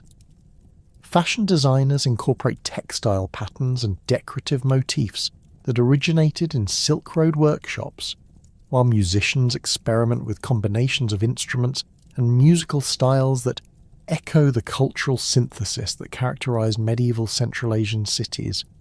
Modern tourism development in Central Asian countries increasingly emphasizes Silk Road heritage as a means of attracting international visitors and generating economic benefits for local communities. Tourism infrastructure projects include hotels, restaurants, and transportation services designed to accommodate visitors interested in experiencing Silk Road history and culture. These developments create economic opportunities for local populations while raising awareness of Central Asian cultural heritage among international audiences. The challenges facing contemporary Silk Road heritage preservation include urban development pressures, climate change impacts, and the need to balance conservation objectives with economic development needs. Rapid urbanization in Central Asian cities threatens archaeological sites through construction projects and infrastructure development, while climate change affects the preservation conditions at desert sites and mountain locations. International conservation organizations work with local authorities to develop preservation strategies that protect cultural heritage while accommodating legitimate development needs. Educational initiatives promoting Silk Road history and cultural heritage include curriculum development projects, teacher training programs, and educational materials designed for various age groups and cultural contexts. These programs aim to increase awareness of Silk Road heritage while promoting values of cultural tolerance, international cooperation, and peaceful exchange that characterize the best aspects of historical Silk Road civilizations.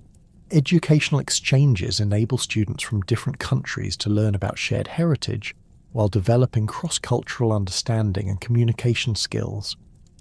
The contemporary relevance of Silk Road history extends beyond academic interest and heritage preservation to include practical lessons for modern international relations and economic development.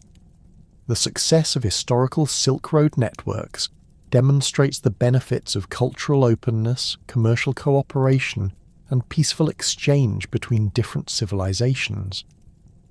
These historical examples provide models for contemporary efforts to build international partnerships and address global challenges through collaborative approaches that respect cultural diversity while pursuing common objectives. Religious communities along former Silk Road routes continue to maintain traditions and practices that preserve elements of the religious diversity that characterized ancient trading cities. Buddhist monasteries in Central Asia, Islamic institutions throughout the region, and other religious organizations serve as repositories of cultural knowledge and spiritual practices that connect contemporary communities with their historical heritage. These religious institutions often play important roles in heritage preservation and cultural education, while adapting ancient traditions to modern circumstances.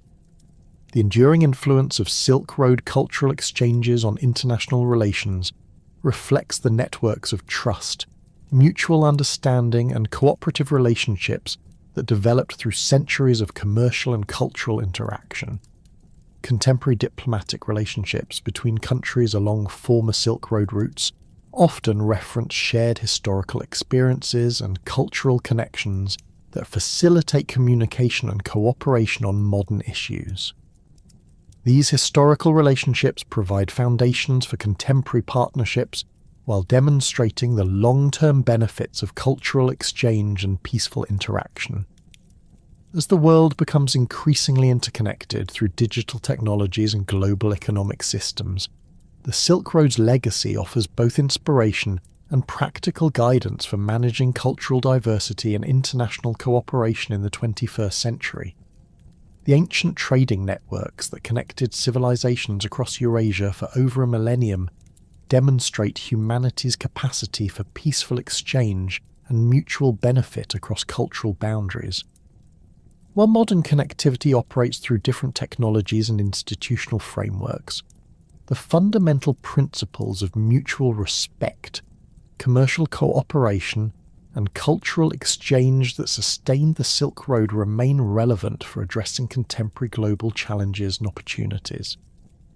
The Silk Road's transformation from historical reality to modern symbol reflects its enduring significance as a model for international cooperation and cultural exchange. From its origins in Han Dynasty diplomatic missions to its contemporary revival through China's Belt and Road Initiative, the Silk Road continues to inspire efforts to connect diverse civilizations through peaceful commerce and cultural understanding. This remarkable continuity demonstrates that the vision of a connected, cooperative world that emerged from ancient trading relationships remains a powerful force for positive change in our interconnected global civilization.